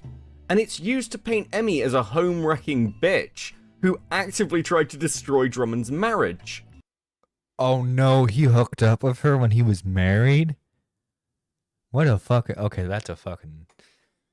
They're both awful. They're both awful for that. Because obviously he's actively cheating on his then wife. I don't know if they're divorced or not now.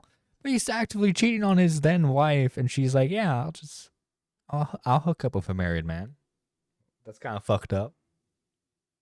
Kind of not cool, in my opinion. Hashtag L Emmy. Now Nerdy needs to change his name to be poking fun at that name, lol. The fandom then does exactly what you'd expect. They treat Drummond as though he has no agency, and he is a victim of some insane— Yeah, he's not a fucking victim. He's a married man, a grown married man, who made the decision to cheat on his wife. ethot. Later on in the video, Lance would also present testimony from Steven Sayers, a now police officer but former employee of Sierra Games. But Emmy denies even knowing this person, and if it is true, the implications are incredibly fucked up. Because the dates that Sayers originally gives would mean that Emmy was a minor at the time. Oh no. Oh no. That's extra fucked up. When Sayers is confronted on this fact, he quickly shifts position to saying it must have occurred in 2013, but that makes little sense with the overall timeline of Emmy's career. Irregardless, I don't know why we're taking the testimony of a guy who, while trying to shit on this chick, managed to make himself look like a nonce. Now, none of this should be treated as though I'm trying to mount some kind of defense of Emmy. I've got my own opinions on the allegations, but she won't talk to me. I have tried reaching out to have a conversation. She's simply not interested. Rather, what I'm trying to show you is that this community regularly works off half-truths and rumours. And that's pretty problematic when we're talking about very serious allegations. Even this video from Lance, great example. Because I was asking the question as to why somebody would drop a video like this when they've got a fairly consistent upload schedule and then seemingly vanish from their channel and not upload for a year. And when I went looking for that answer, multiple people would tell me that Lance had allegations against him. Of course he had allegations against him. Who doesn't have allegations against them? Fucking hell. No one provided any evidence for this, but if anything, that's exactly what I'd expect. This has obviously become so normalized for this community. And so now, as we move into how these allegations were handled, it begins to make a lot more sense why nobody questioned these allegations against Saberspark before platforming them. Somewhat depressingly, and ironically, one of the few examples I can find of anyone doing any due diligence is actually from KP back in March. Oh, that's funny. When they were talking to Brony Fandone about another victim who'd been handed off to them, and had turned tail and run the minute they were asked difficult questions. And KP even states, yeah, figured I would check, cause God forbid we are wrong. A sentiment which would have been useful to keep in mind when the next day rolled around and she was presented with Emmy's victim story. Oh, of course. Emmy would be funneled towards KP through Bonk and Amy. For those wondering who Amy is, the most information I could get is that they are somebody's wife. That's literally it. But apparently they'd known about this since 2015, allegedly. KP would then work with Emmy to get the statement prepared for release. Now, as a clarifier here, there was some editing of this statement, but as I can see it being sent by Brony Fandone, I can confirm that the bulk of Emmy's statement was not guided or influenced by KP. Nevertheless, I was interested to know how much input she had had.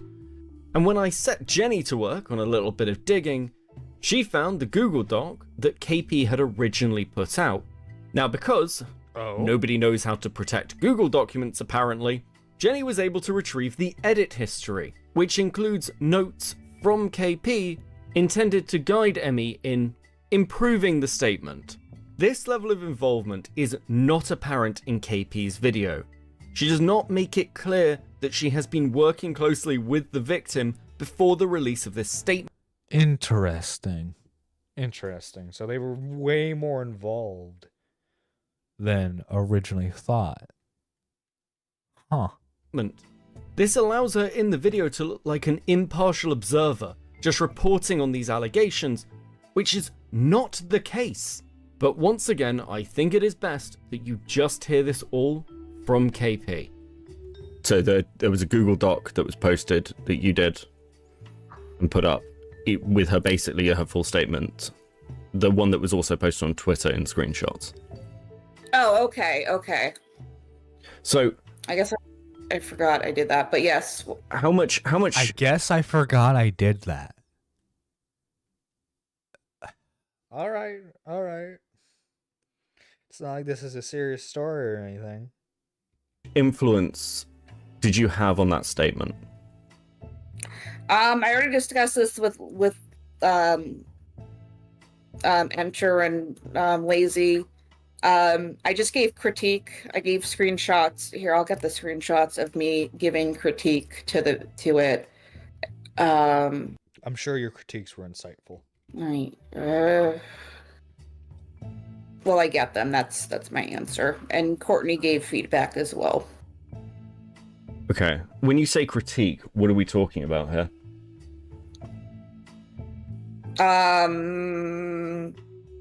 Flow of things.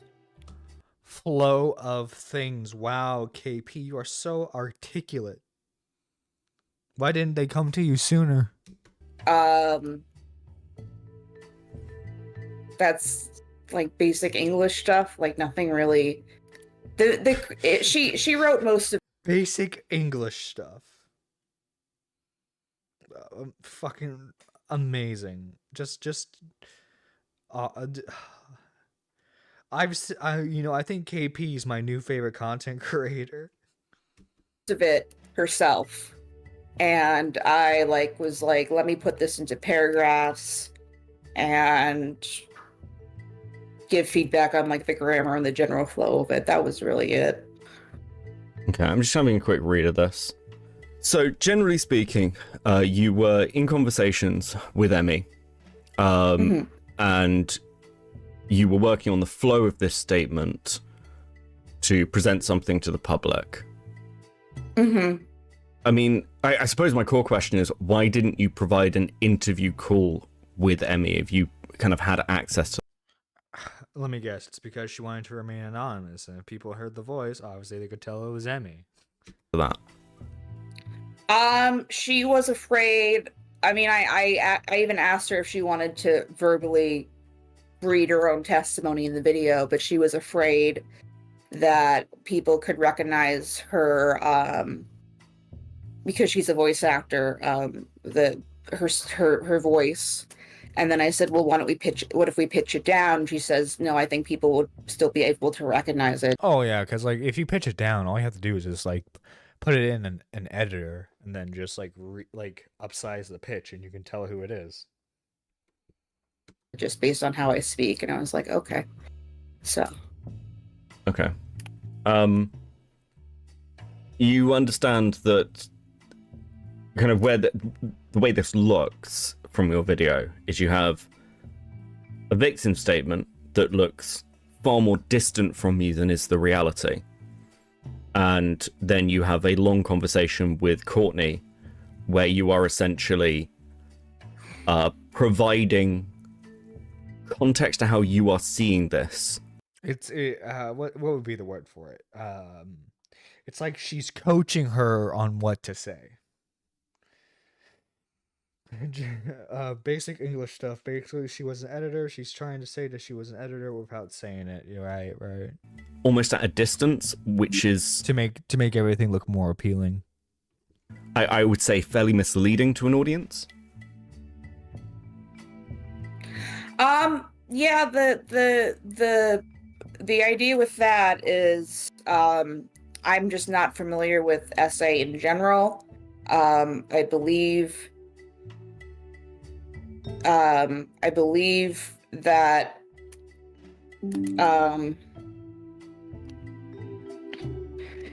you are familiar with Courtney's history. She was someone I trusted, so I just felt like it would be helpful in a call to talk about it from someone's an SI's survivor's perspective. So that was kind of the intention. Okay, so I mean, there is another element to this. In that Google document, you are providing editing notes at points where you're saying that here's where you should mention this was non-consensual. In both those instances. Oh my god, so it's so fucking painful listening to this woman talk and try to explain herself, because she's clearly not prepared. She didn't think any of this through. Yeah, that was I just wanted to make a note to make that clear, because that's what she said to me. So, I mean, I'll be honest. What it looks like is that you had somebody come to you with a victim story, and then you tailored their victim impact statement, which is quite bad. But I've seen. Yeah, it's pretty bad to do that. Okay, it's pretty bad. You know, you don't want to manipulate a victim's words. You know, you kind of have to let them speak for themselves. Little bits of kind of the conversations through Lio, where, you know, there's a question with one of the other members of the DA group where it's like, well, should we re-record the interview? And Lio says, well, no, let the interview stand as is. You can provide context afterwards, but the interview should stand as your interview. When you've got something like this, the way it looks to me is you've got, okay, well, this is the statement from the victim. I know that I'm going to use this in a video. How do I make this, like, what are the points that I need to hit with an audience? Which is, I mean, not great.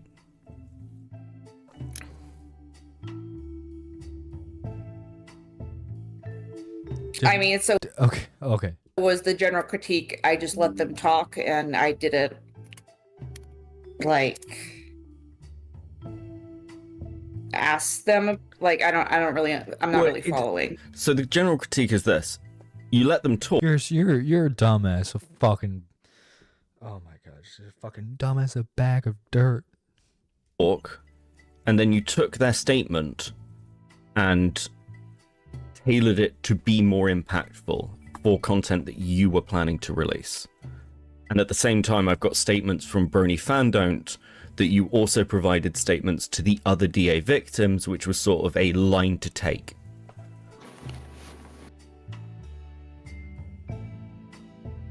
I don't remember. Can you put that screenshot in there? I don't really remember that. Yeah, give me 1 second. It would have been this one. Oh, gotcha. Okay. 18 plus only trigger warning mentions. Oh, yeah. Oh, I mean, I just wrote that to be helpful, so he didn't have to do it. And my intention was essentially like, hey, I wrote a thing, change it however you feel fit. So that was.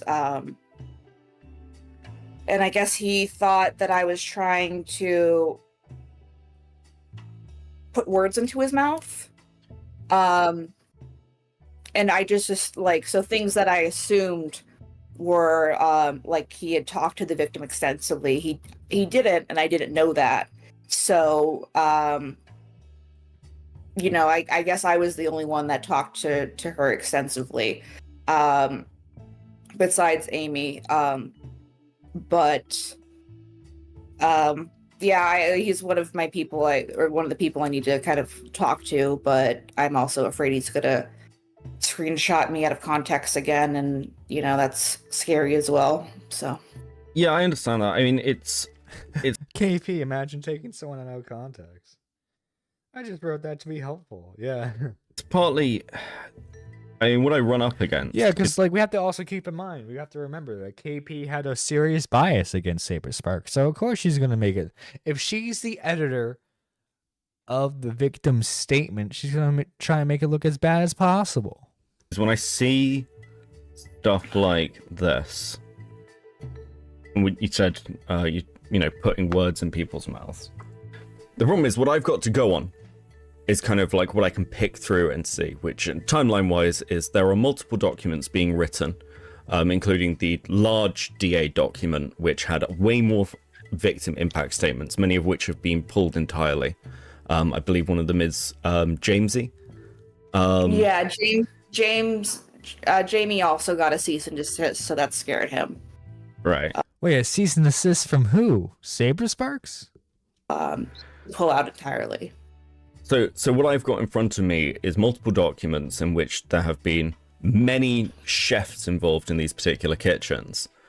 And it feels very guided, which is concerning when we're talking about hit pieces, because then, you know, how much is influenced not just by the people who may have gone through these things, but by people who are looking to then utilize them. Because Brony Fandon't has been going after Black Griffin in this group for years now. Just to be clear, I had nothing to do with the DA Games document. Those were written. You made the video, but you didn't make the document. Okay. Way before I got involved. Just to clarify. Okay. Trying to cover your ass there. All right. Can you just explain some of these edits in this document then? Like, what does the highlighted in purple mean?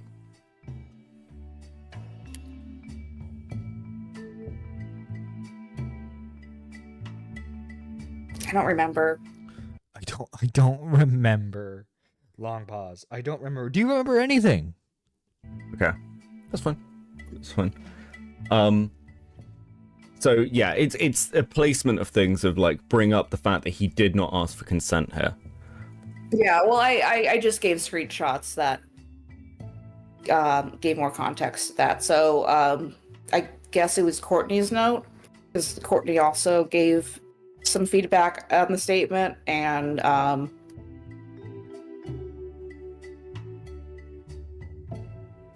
Okay.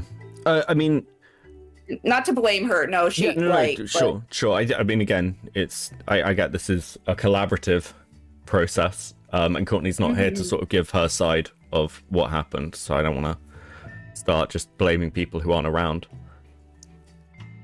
I suppose at a core level, what and this is why people are focusing on the Saberspark stuff. What you have is testimony of something that happened over a decade ago, from one person who chose to remain anonymous, who has a long internet history, which is mixed. Again, like, I'm sure that there are two sides to the Emmy story. In fact, a few people are quite interested in the other side of that Emmy story. I've already heard from them.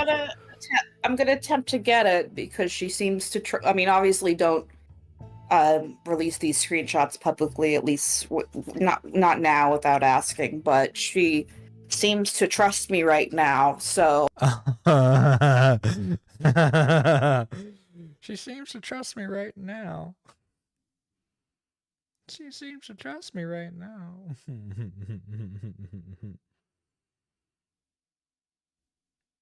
KP's long pauses annoy the heck out of me.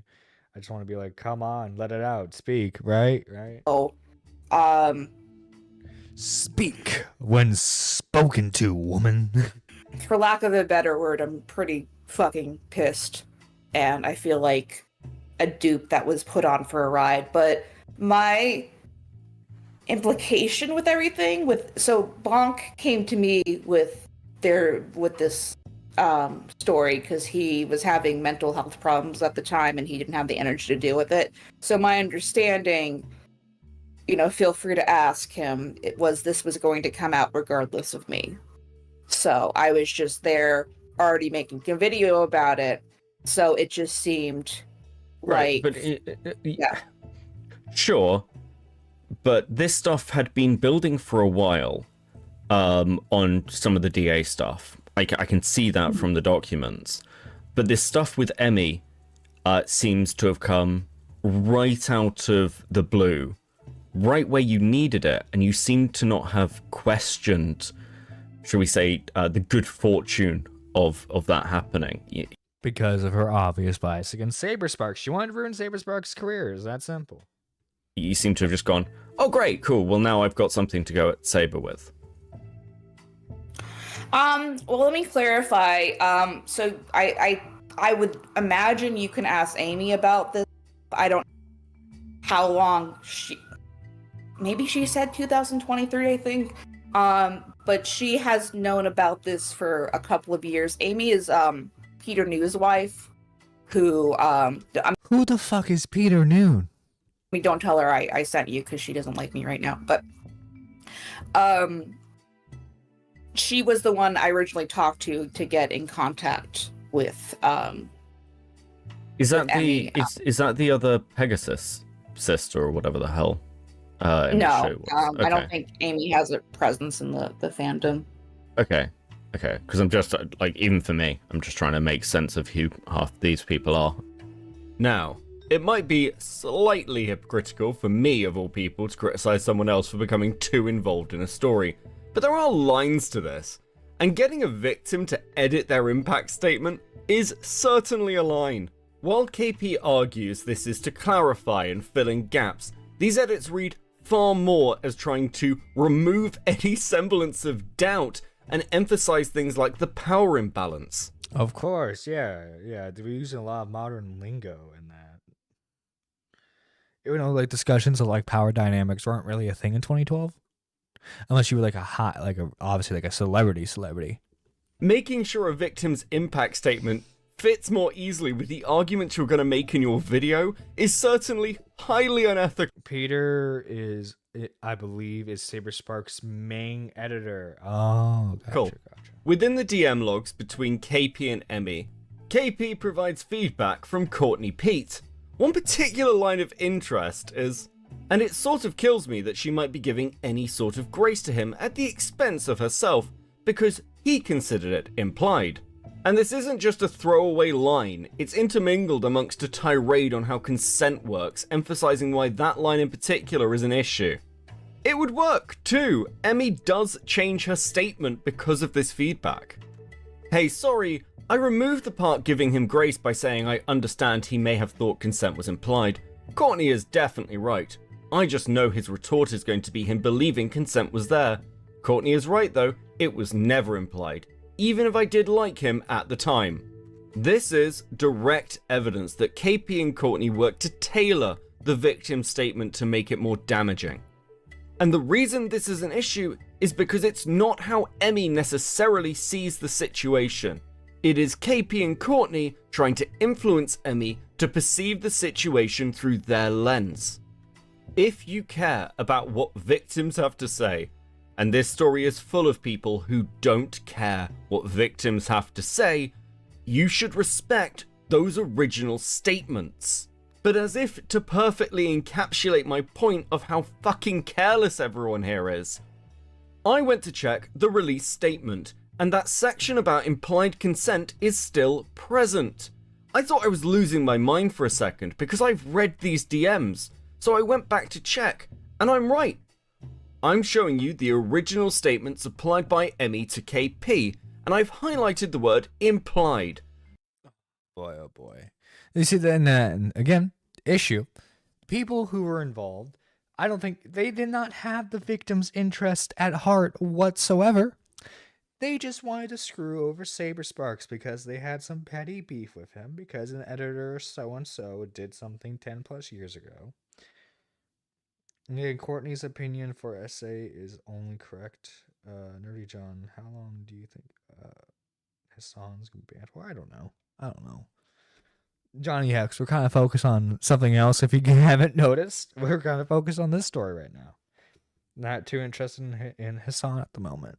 But if we scroll all the way down to her updated statement, and I cannot fucking believe this, it's gone. Emmy did make this edit, but KP is paying so little attention, she didn't even include it in the final document for release. No wonder those involved in this didn't care about the fact that Emmy has no evidence for the allegations she's making. They don't even care about her actual testimony. And don't worry, because this situation somehow becomes more absurd. Because you'll remember, Lyo advised KP that this was a matter for the authorities, and they would require at the very least a police statement to be filed if they were planning to run this story. One of the things that got sort of mentioned was Lyo's involvement, and I was interested in how far that involvement kind of went. Oh boy, Lyo's unmuted. Is he going to speak in this part? I mean, maybe you can speak to that. It doesn't seem like Lyo is, from what I have seen, that involved. He doesn't seem to have seen the video before it came out. I think Lyo said to me when asked about this particular statement and this victim, his advice was, don't run this. That seems to have been his involvement. And I've seen some of the stories Lyo's run. Okay, the fact that he's telling you not to run this one should have told you something. It should have told you something, man. But no, you had to go take down the big 2 million sub YouTuber. Because he sneezed at you the wrong way. And go to the police about stuff. Is that unfair? I don't remember the don't run this, but yeah, we did have an extensive conversation where we recommended that she go to the police and get a police report first. And she didn't want to.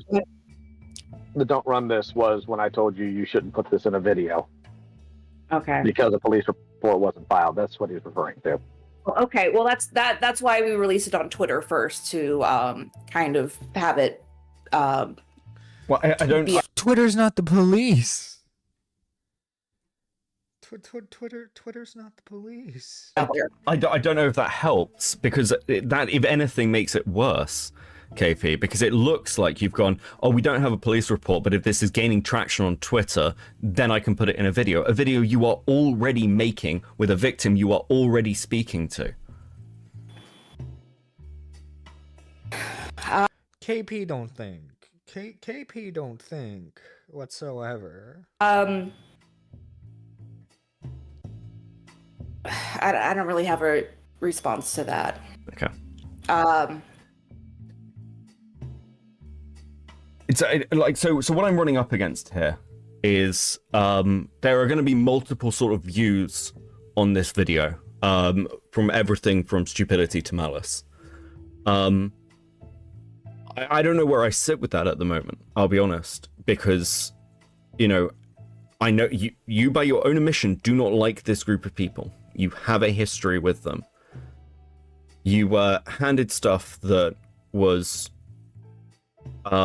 you couldn't substantiate from years ago, and you know, you use that to make essentially rape by coercion argument against somebody without even speaking to Saber about it.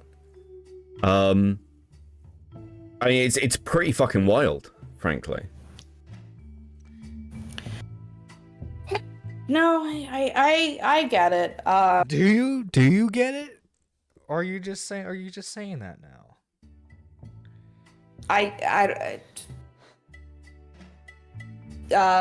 No, I was just stupid and I wanted to. She came to me. She like bonked, already knew I was making this video. It just seemed like another victim testimony to add, like the Dia Games one. Unsurprisingly, when we're dealing with a community that just repeats things they've heard over and over again until they somehow become true, even when it is, once again, life-ruining accusations, KP and others, and we're about to get to those people, worked on the assumption that once this was out on Twitter, coverage of it was fair game. But to be clear, in the DMs... We're dealing with very smart people, as you can no doubt tell, folks. Very, very intelligent individuals. KP is scheduling this with Brony Fandon't, and the statement itself even goes out early and has to be... Remember, KP also is the woman that thinks everyone wants to... Yeah. I don't know everyone, but she definitely was trying to say that, like, Saber Sparks wanted to, like, sleep with her. She was definitely saying that. I don't know necessarily if she says that about everyone, but she was definitely saying that about Saber Sparks. Unless there are other instances of her saying that, like, YouTubers want to sleep with her that I don't know about. Removed. Despite how fucked up all of this is, the level of incompetence is unironically just fucking hilarious. Predictably, once the video had been released and the backlash was in, these little rats started fleeing the sinking ship. Fandon't's DMs here are pretty interesting, but we'll get to his section in a little bit. However, one thing I want to point out is this tweet from May 5th, where Fandon't says, I talked with her in call about the problems. She told me she was surprised by the reactions because her team and the victim viewed it prior and liked it. I did not realize at the time that she was lying. Well, I can prove that in this case at least, KP wasn't, because the video made me cry. Emmy did see the video and had a Thank you for doing that. Yes, I was in LA for a big... I'm for a bit, but the industry is so shit. I'm not in a rush. I'm in New York now, and my Tillmouse contract here is, girl, it's bad, yo. I needed to honestly hear a lot of it too. It was very helpful, and will help a lot of others to see the bigger picture. Positive reaction to it. Before we move forward though, I do think it is valuable that you hear something that isn't just my opinion or KP's own statements. And one person who's known this group of people for a significant period of time is Henry, Saberspark's editor. How many goddamn editors does Saberspark have? We got Chris, we got Peter, we got Henry. Let's talk about KP and your experiences with her. Sure. How did you first get to meet KP? Through the convention scene. So going to different conventions, basically she would either be a panelist or a guest. She would show up to these cons, and even back in the early days, it was kind of, everyone was trying to be friends together and establish relationships. But you would find that there were some people that just, you weren't necessarily vibing with, or that they weren't on the same wavelength. So KP was one of those individuals early on to me that I just got a sense of entitlement and a sense of, her demeanor was very off-putting. So a lot of people kind of created this, mindset, like, don't necessarily include. don't talk to that KP girl. She's weird even for us. KP if she's trying to wedge her way into panels and or scenes on these convention floors and stuff like that. So yeah, I mean, I have firsthand experience of times where I've had to kind of create that wall for her to just say, like, don't try to come into our space, because you have the sense that, like, nepotism, or not nepotism, what is it, narcissism? Yeah, like narcissism is strong with her. So yeah, go ahead. Can you give me some examples of some experiences you guys have just had with KP over the years? Because I know, Saber mentioned their relationship in the response, and I think it would be helpful for people to get that picture. Yeah.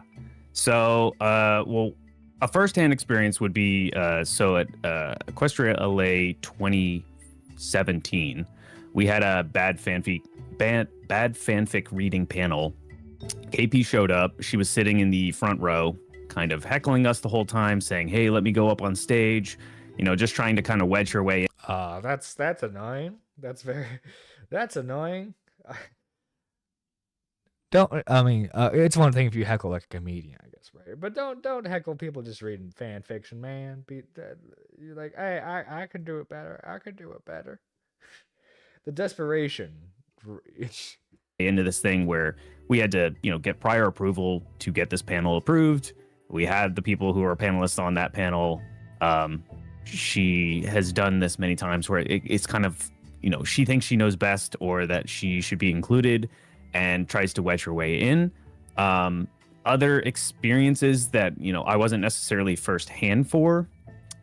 She was at Cider Fest, and a artist named Jen Blake had a booth in the vendor hall. KP, trying to talk to Jen, positions herself kind of behind the vendor table. And as Jen is taking on commissions and, interacting with guests who are there for her, KP wedges herself in and says, "Oh, I'd be willing to, take some commissions, if you guys want from me." And if that's true, that's kind of gross. It's like, that's not your booth. That's the actual artist's booth. Don't wedge yourself into that. Kind of rude, as the kids would say. Kind of almost like trying to funnel business away from the actual comic artist that works on IDW's, MLP comics.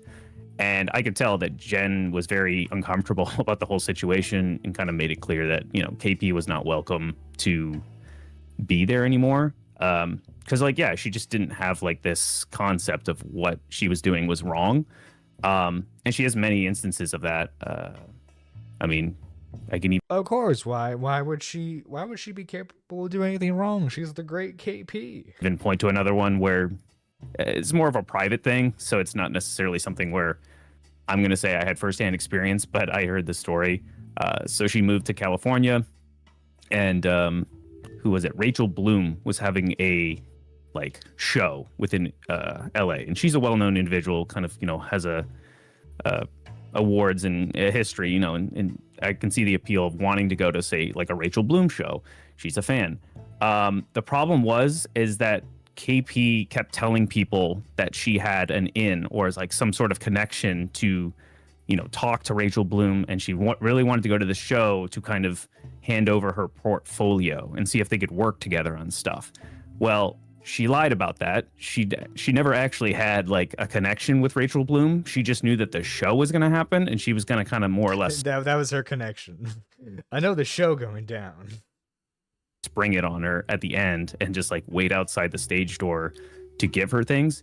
But when people, you know, asked her, hey, how do you have a connection with this? Like, how did you, you know, broker? Yeah, how did you know? How did you know? How did you know? They also have to pay those booths generally, so like that's even worse to do. So right. It's like you're mooching off someone.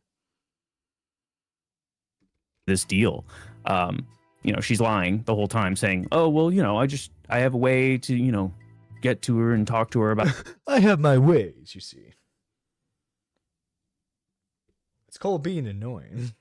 About this stuff, and I just want to see if she wants to work on this project, you know, a video project. And yeah, it's example after example. Casey and I, well, mainly Casey, tried really hard when she first moved to LA to be a mentor for her. I had already had my prior experience with her, so I had written her off kind of as, I'll believe it when I see it, like her attitude change and her demeanor change. But when she moved to LA, she was very much in the mindset of, hey, I want to kind of like, you know, start over. I want to, you know, turn over a new leaf and all that jazz. You know what I mean? Be better. So Casey offered to be her mentor and pointed out many times where it was like, hey, you can't kind of act this way towards people. You need to also be mindful that, you know, if people don't want to be friends with you, you don't have that right to say, you know, you need to be friends with me. The narcissism part, you know, rearing its head. I would just say that KP, had many examples of another individual who she had beef with was AC Race Best. He basically said, I don't want to be friends with you, long time ago. I think Casey, you know, suggested that KP reach out and try to get to the bottom of why they never could be friends. He gave her a detailed response as to why, his reasons, and she lashed out. She basically started cursing him out, sending him a long message. I'm sure there is a chat log out there that could actually be presented for that. But it goes to show that she definitely has had both a beef with Steven and other individuals who haven't kind of, in her mind, lifted her up with them. You know, they became successful, and she saw it as, why not me? You know, her content in the community as a whole was kind of lackluster, or like, you know, it got views, but man, this sounds like a sad individual who's like really clout hungry, who like never got the fame that they think that they deserve. She sounds as insufferable as DSP. Yeah. As soon as, you know, she kind of wanted to shift away from that, she couldn't pivot in a way where her content was thriving. So I think she very much internalized a lot of this. Like, why is it that Steven was able to do that with Saberspark? Why is it that other individuals are able to make their livelihood, you know, work for them? So yeah, those are just some of the examples. Firstly, you wanted to add a correction for Henry for the Race Best story. Oh yeah. I never advised Rachel to contact Jeffrey at all. I talked to her after she had lashed out, and I was not happy with her, and I told her as much. This is all very just disappointing and sad for me personally. So I'm sorry if I sigh quite a bit. I pointed out that they have very little in common other than liking one TV show in the whole world. And what is we have so much in common. We both like My Little Pony. Her deal with wanting to be friends with this one guy, and she didn't have a very good answer for me. She struggled with that. She literally stammered. She seems to struggle answering like any question that she's given. I feel like not everyone wanting to be friends with you is something you learn as a kid, unless you aren't around a lot of people growing up. That's my guess. That's my guess is that she probably not as sheltered as like a jar, let's say, but I don't know, probably didn't learn a whole lot of social cues. I wasn't too much of a social kid, but being surrounded by people, you learn stuff. Unfortunately, it just seems like she didn't have a lot of social interaction. To the point where I don't actually remember what she said. It wasn't very substantial. But no, I did not tell her to reach out to Jeff. He told me that she lashed out, and you could probably tell the story of how frustrated I was with her because I went to bat for Rachel. And I had told people that moving to LA had caused her to grow and mature as a person. It is difficult. The entertainment industry is difficult. Let's be real. And she was trying, and I thought maybe it would have given her some life perspective that she had lacked before. And then she went and made me out to be a liar, and I was super not happy with her about that. Like, that's understandable. Understandable. I mean, is it fair to say that this is the end of any industry contact she had left? That essentially it's destroyed any remaining friendship she had?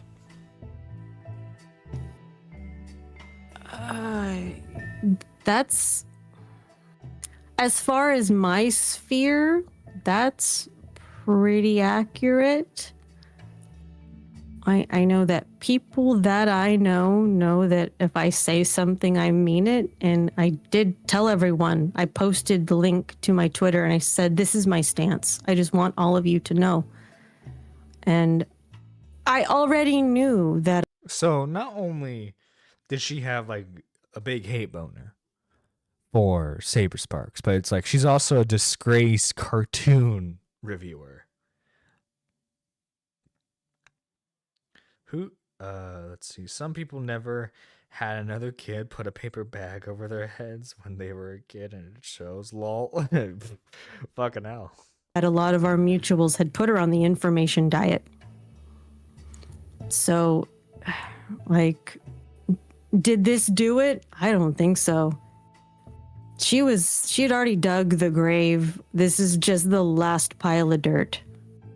As far as industry contacts, what did she have? Before we move forward, I want to add a little disclaimer here, because we're going to talk about the other people who were involved in this. And I don't want this to come across as some sort of exoneration of KP and Courtney. It's just that there are other people involved with blood on their hands. Since the video came out, a lot of people have been trying to use them as scapegoats, understandably. But realistically speaking, many of these people should not be feeling particularly smug right now. There are obviously levels of blame to go around, but one particular group, and where we're going to start, is people who have also run allegations fed to them by Brony Fandom. Because realistically, they've done exactly the same thing as KP did, they've just been lucky about it. And this little group can be right. It's funny how like the luck of the draw when it comes to like these allegations, right? Because you're either going to be right or you're going to be like severely wrong and ruin your career. Perfectly encapsulated through one particular YouTuber, Lazy Bedhead. The reason we're starting here of all places is because on levels of culpability, just believing a document that's handed to you is something that, generally speaking, a lot of YouTubers do, trusting that the vetting has already been done for them. In fact, this is KP's defense for why she fucked this up. She believed that Brony Fandom and Amy had already vetted Emily. Now, is this incredibly dumb? Of course it is. But my annoyance comes from the fact that it's shockingly common in this story. Pinky and would ask Pinky if she liked a picture of his penis. Destiny would straight up delete the Twitter account associated with this interaction and wouldn't rediscover Black Griffin until years later, when he voiced Alistair in the Hazbin Hotel pilot. Destiny also addressed the creators of Billy Bust Up, which— Oh god, Destiny, Vietnam flashbacks, Hassan, Destiny, Hassan, Destiny. Different Destiny. Destiny Doodles. I just call them. I would personally call them Doodles because I don't want to be reminded of Destiny. We can discuss later. Now, since this was when Destiny was 13 years old, hindsight is 2020, so none of the chats or this dick pic was ever documented or screenshots taken. So, for now, these are just allegations from memory. Although, I do think this testimony coming forward does sort of confirm the sneaking suspicion that people have had about Gabe for years up until this point. Sourced from Courtney Pete's own video, she interviews two individuals who have been a part of the Brony community and convention spaces for years. Even they have testified that con staff and community members had speculated of Gabriel's grooming relationship with Claire for decades. Now this requires us to talk a little bit about the Black Griffin allegations. I'm finally gonna learn about the Black Griffin allegations of how many times they were fucking mentioned during the whole Saber Sparks thing.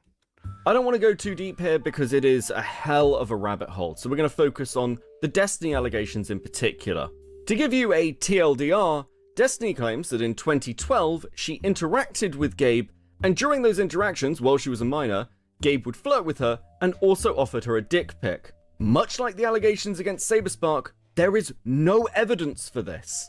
And even in the document, it is noted that it can't have been in 2012, because Twitter didn't even add the function to send pictures in DMs until December of 2013. And yet Lazy Bedhead uses the fact the allegations even exist in the first place to try and label Black Griffin a predator. And I'd like you to keep in mind here that Fando themselves— Ooh, Lazy Bedhead, that no good, Lazy Bedhead, you don't do that. You gotta make sure you have strong evidence before you do that. Don't do that. You're a YouTuber who cover allegations. Don't be doing that. Do better next time. Admits that they don't have proof behind the Destiny allegations. In fact, they were using those allegations in an attempt to gay up and blackmail Black Griffin. When that didn't work, they released them anyway. And yes, I can already hear the scratching in my comments section. But Beckett, Black Griffin is a well-documented groomer. I'm not saying that Black Griffin isn't a groomer. I don't know. Certainly some of his interactions are pretty fucking weird, particularly the DeviantArt posts. But— oh god, why is always DeviantArt? Fucking, what was it? Fucking Pro Jared had like a DeviantArt community. He was like, yeah, please be 18 and like share images with me. when we look through allegations like this, you need to have some kind of smoking gun. I showed you screenshots earlier of Grizzly the medic. In that instance, you have Grizzly, a security guard at BronyCon who tried to get a 12-year-old to come up to their hotel room, in DMs. Oh god, they're 12? Oh, fucking hell, man. What the fuck? This guy was trying to get a 12-year-old to come to his hotel room? Just burn it all. Just fucking burn this whole community to the goddamn ground. Restart. Acknowledging someone's age and continuing to have explicit conversations with them in their DMs. While Gabe is weird, very, very weird, this has apparently been going on for a decade and no one has a smoking gun. And to be clear, this isn't just internet stuff. Projects that Black Griffin and his wife have worked on are targeted. There is a massive public campaign to have this guy removed from any project that associates with him. All of which is based on the schizophrenic ramblings of Fandom. Now originally, this section was much longer and way more pissed off. I actually included Anthony Grimolia giving a defense of Lazy Bedhead just to provide some kind of balance, but I have since spoken to her at length both about the Saberspark allegations and the wider story involving Black Griffin, and as much of this section was directed pointedly towards her, that feels a little bit redundant at this point. However, just because I've spoken to Lazy doesn't mean I don't have massive criticisms for this video. So I just want to run over them in a slightly calmer, more chilled out tone. Okay. One of my major issues, in fact probably my main issue with this story, is the fact that nobody really vetted or checked anybody before running things. For example, Courtney Pete, and by extension Lazy Bedhead, use Sophie Scruggs as an expert on this community. But Scruggs is not a passive observer. We'll get to her section later, but all you need to know for the moment is that Brony Fandom is not just one person. Sophie Scruggs has access to that account and has regularly posted from it. The reason this is all missed is because the information Lazy Bedhead has on Brony Fandom largely comes from the Gabe defense documents. While Lazy Bedhead, to her credit, does condemn this information because Fandom is a complete freak, she does post this updated pinned comment, stating that Fandom has largely moved on from these opinions they held when they were a minor. Lazy would explain to me that she posted and pinned this comment due to the fact she was getting pushback from Fandom defenders, and she largely just wanted them to shut the fuck up. But to be clear, Fandom has continued to defend his consumption of pornography depicting underage furry characters. What? Has continued to defend his consumption of pornography depicting underage furry characters. Excusez-moi.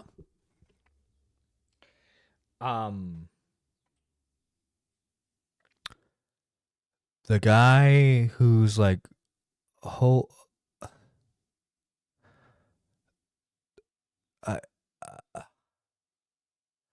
the guy's whole thing is like attacking predators online with his Twitter account. And he does what? Let's read this. This part isn't easy for me to talk about. It never is. Defending myself on this often instantly gets me from others. Maybe with already given backstory this time, it will be different. People hate me for getting not safe for work art of no character from Deltarune with my character. Oh no. Oh no. I'm guessing that's a child. Yeah, if it's one of the main characters, yeah, because aren't they in like school in the beginning of the game of Deltarune? I haven't played Deltarune, but I know Mike the Bikes talked about Deltarune a couple of times. Okay. Maybe because of my upbringing through this fan base, I don't see this as a problem. I don't have a thing for children. I have no secret opinion for children or a public pass of it like Griffin. This character is not hurt by me. No one is. So they're making the argument because it's a cartoon, it's okay. I think it is wrong for people to draw arbitrary lines in the sand on morality. Well, that's funny coming from you because your whole thing is like morality with pedos. It turns to people debating if snouts are too far for furries. It's not a productive debate, and it only exists based on personal feelings. You can't dictate for everyone on your own vibes. What the fuck, man? What a fucking creepy ass motherfucker. In March of this year, Fandom would post an incredibly long schizo thread about their history with the community, at the end of which he includes these comments. If no one is hurt, then it isn't an issue. I can't hurt Noelle, and it doesn't represent me or how I am with minors. If anything, it stems from my own situation when I was a minor. Psychology is complicated.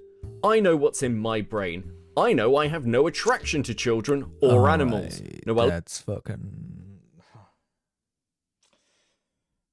just lovely. Just lovely. There's neither to me in my head. An issue here is simply that Lazy doesn't use Twitter, and therefore never caught this.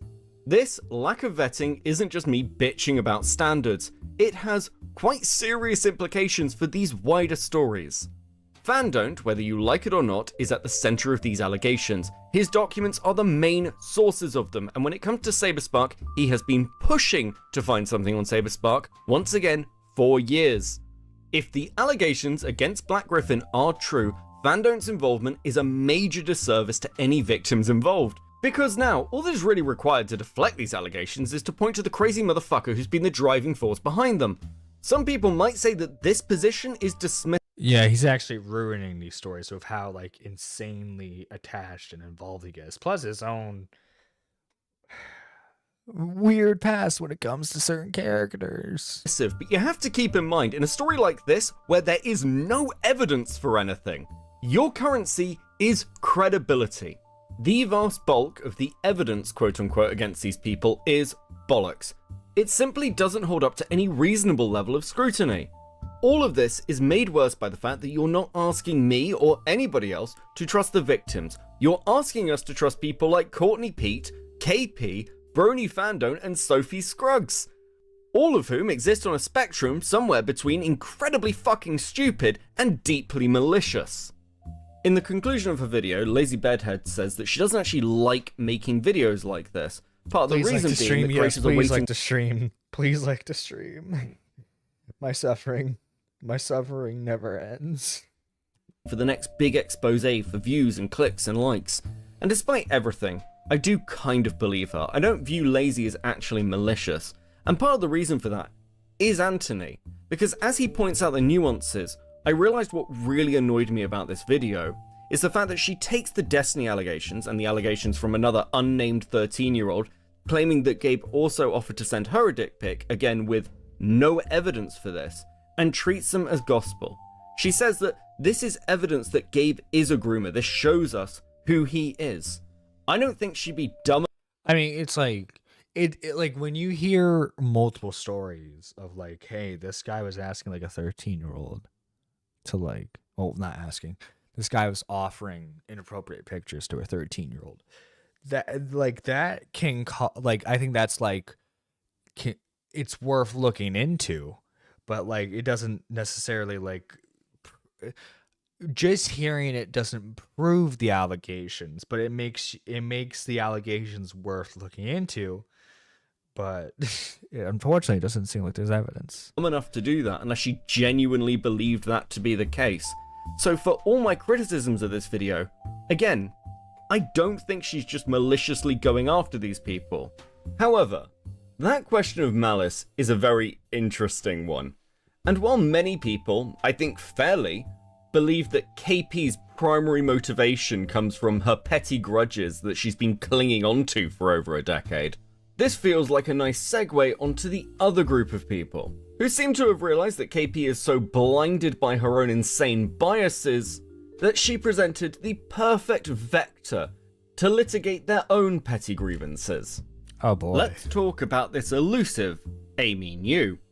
When I first introduced her to you, I said she was just somebody's wife, and while that sounds flippant, it's actually a very good description. Because Amy's claim to fame is being married to Peter New, the voice of Big Macintosh. Peter's a voice actor, not an editor. Gotcha. Those of you who have no idea who or what that is, I deeply envy you. But he's basically a main secondary character from MLP. So if you're wondering why Amy scuttled away so quickly, it's probably because being involved in leveling unsubstantiated rape allegations against somebody might not be the best look publicly. But Especially Amy for has her known husband. and been involved with this group of people for over a decade. And while I'm not quite clear on the mechanics of how this worked, she was certainly one of the people handing over Emily to KP for this expose. Now, I didn't reach out to Amy personally, but Angry Slug did, and I was quite interested in what she had to say, so I asked Slug for a copy of those DMs. Now, there's nothing in here. It's Slug using... Why does Slug use like a 2 microphone system? That bothers me. That irks me. Here that's particularly interesting, but it does confirm her involvement, and the fact that she is very much trying to push the blame onto KP. And from the DMs with Fandone, it seems very clear that they were also very much in contact. You'll also see later that Amy and Sophie Scruggs seem to have a pretty good relationship, so the idea that she was just a passive bystander concerned for her friend is absurd. As a final late addition, right before publication, I was made aware of one other bit of correspondence with Amy. because Mr. Enter would also reach out to Amy.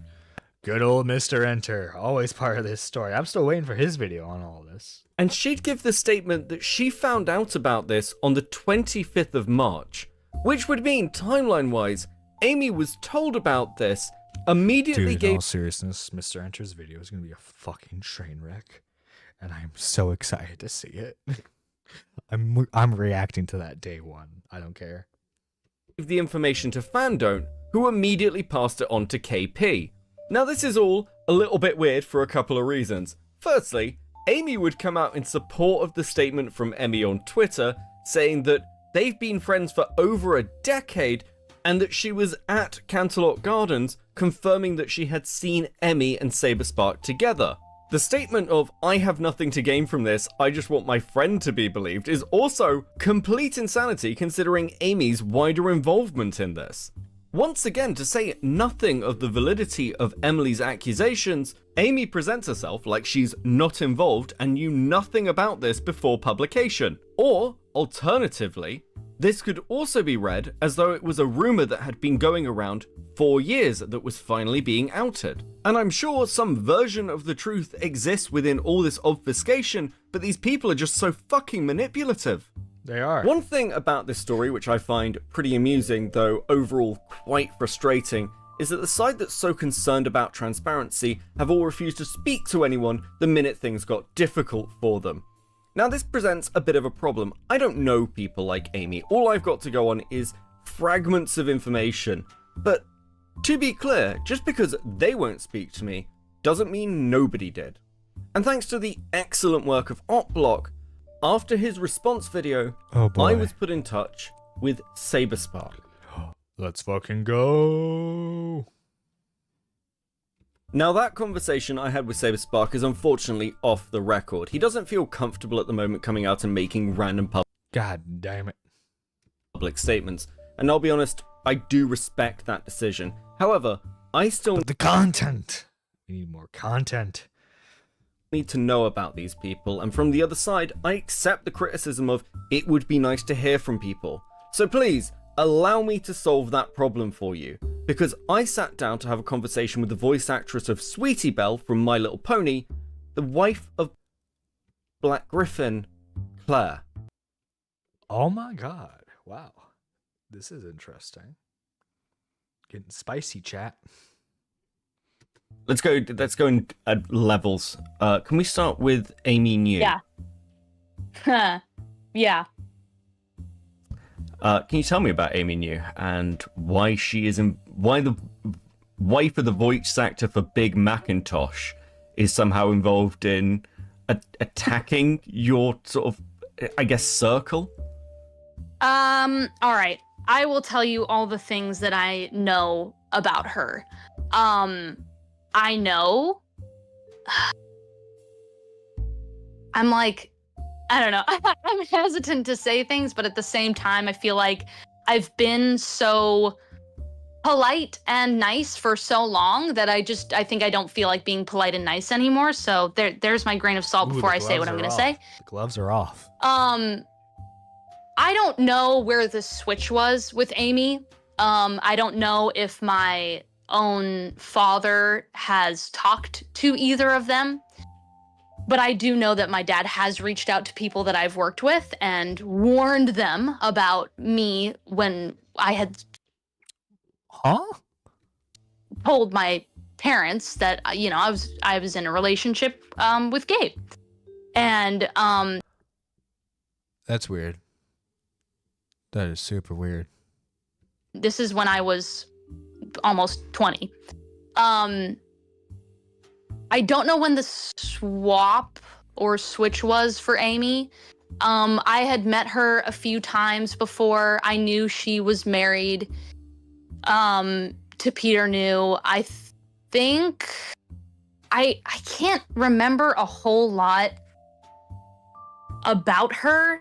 But I don't know. I don't know. She's like kind of mixed up in the fan world, and she came first as a fan. To my knowledge, she was a fan first, and then she just kind of started dating Peter, and I was like, oh, that's interesting. And Dude, she bagged the voice actor. Dude, you know she was probably fucking giddy when that happened. She, yeah, was kind of like a fan of My Little Pony and a fan of Peter, and then started dating. And I was like, oh, okay. And you know, I feel like that's a little parasocial. That's just me, though. I feel like that's a little parasocial. Just a tiny bit. no, I didn't really think much of it at the time. I didn't really care. As an adult looking back on that situation, oh, I also know that I'm pretty sure that Amy has like publicly stated before at some point that she was just like really concerned for me because she had kind of alluded to I was a grooming victim and I didn't know, and I was smart and I was, you know, in love and I knew what that was like, and I just feel really bad for her. And I'm like, why do people freaking keep saying this about me? Like I'm some idiot that, and this is the thing too, like, even if I get frustrated about it, people are like, oh, I understand that you're so angry. Like, you're a very, like, you know, it doesn't mean that you're stupid. You can be a smart person and get in a situation like that. I'm like, yeah. And I freaking know what that's like because that was my family's situation.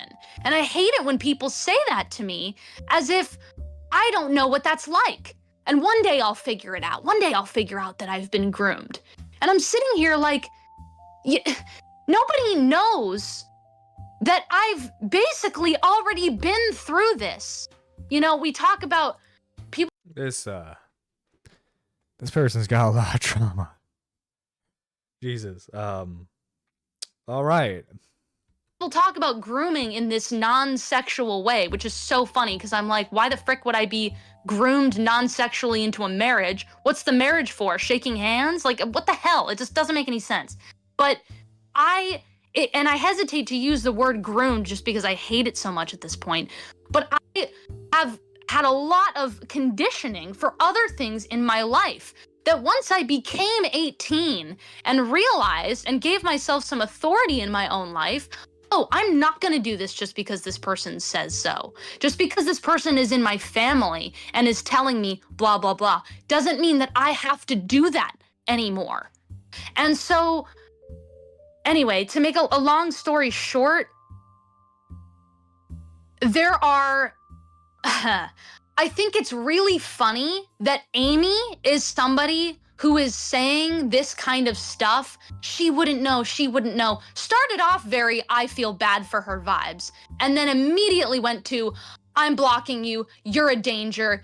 You know, and I'm paraphrasing here, but that is the vibe that is being directed towards me now. And I think that's also really funny considering Peter New is somebody who has said inappropriate things about girls who are underage. And that is just shade at fellow voice actors. Oh, this got interesting quick. Laughable to me. And I feel like every single person who is the most like loudly outspoken people about this situation are people who've got their own weird freaking skeletons. And I just sit here and I'm like, surely people can't believe this. Surely people have a brain, but apparently not, because now we're in the situation that we're in now. And it boggles my mind, and it just makes me roll my eyes, quite frankly. Talking with Claire was pretty illuminating. I can almost understand why no one's been interested in hearing her side in all this. Because it must be pretty bloody difficult to run a story about somebody being a groomer when their primary victim, quote unquote, won't go along with your narrative. But when you start picking apart the eccentricities of these relationships, it becomes a hell of a lot harder to treat the people leveling these accusations as just passive observers concerned for victims. No wonder so many people want to remain anonymous. They're not just random people from the internet, they're people with large public profiles in the community. And they have jobs they have jobs in this field, and like they want to be voice actors. So like they have to remain, they want to fling crap at each other, but they also want to remain anonymous so that way they can keep voice acting rules. Was astonished to find that people had either outright ignored Claire's public statements on the situation or actively attacked her as somehow complicit. This is also the case for Michelle, who played Apple Bloom on the show, whose long-term friendship with Gabe is the origin point of these rumors. And once again, because I can hear that scratching, I don't know the truth behind the Black Griffin allegations, and neither do you. But when I said earlier that many people do not care about victims in this story, this is what I mean. Because, hypothetically, let's say this mob is correct about Black Griffin. That would mean his two primary victims, quote-unquote, have been relentlessly attacked alongside him. And the reason for this... Yeah, that's kind of a yikes, dog. You know what I mean? Not too keen-o. This is obvious. The people leveling these accusations don't care about victims. Their motivations are entirely self-interested. Which brings us rather nicely to Sophie Scruggs. Because, as I mentioned before, Brony fandom isn't a one-man band. The other half of this little duo has seemingly been pushing these allegations longer than Bonk has. And in her case, it's almost more bizarre because she's not a random member of this community. She was an official artist for the My Little Pony comics. My name is Sophie Scruggs. That's SOPHIEASCRUGGS. If you want to look me up on Twitter, Sophie A. Scruggs. I do know that she kind of spearheaded a lot of the allegations towards Gabe, and worked with, Brony fan. But why, though? What's her history of Saber Sparks? Does she just not generally like him? Is she like fans? Is she a fan or was friends with Emmy? Whatever, to kind of, create this wall of saying like we're the ones holding this together, this case, and trying to bring the information to the light, and she's trying to say like we need to do this. It's like a crusade. It's even in her banner or her title for her Twitter, like I believe Destiny. She's very much involved, even though she likes to have this idea that she's like, I'm not involved. My opinion, insane. Me speaking on that, is I think it's pretty messed up of Sophie to let a mentally ill person take the fall for her crusade. Sophie has been obsessed with the Black Griffin story for so long, it is actually difficult to find an origin point of how this all began. But I have heard a couple of... This is so weird, because in a very loose sense, you're technically going after your coworkers. This is like one big public workplace spat that we're witnessing here. That's the funny thing.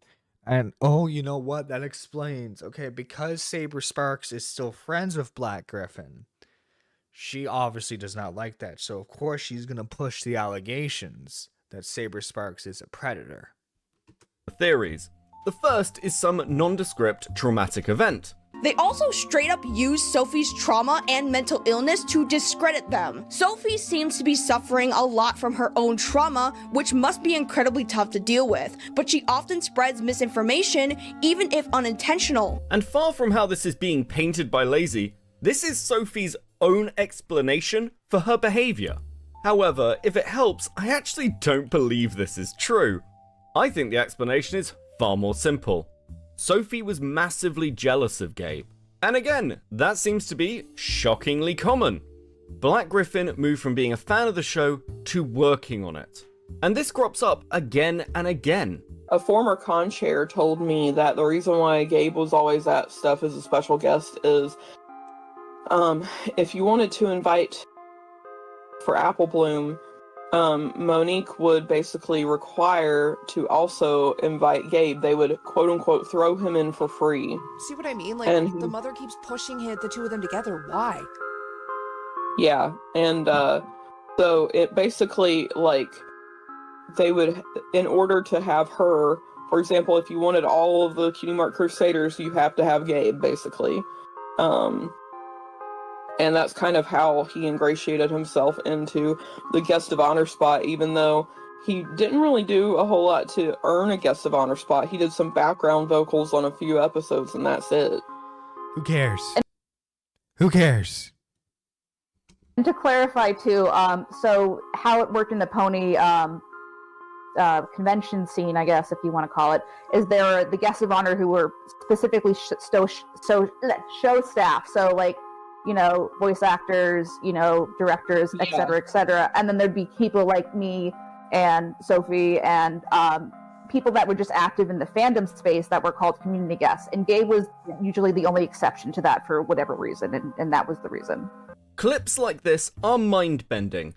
You literally start the conversation by explaining how he moved to doing background vocals on the show, therefore meeting the criteria of guest of honor, and then lament that he didn't really earn it. And these...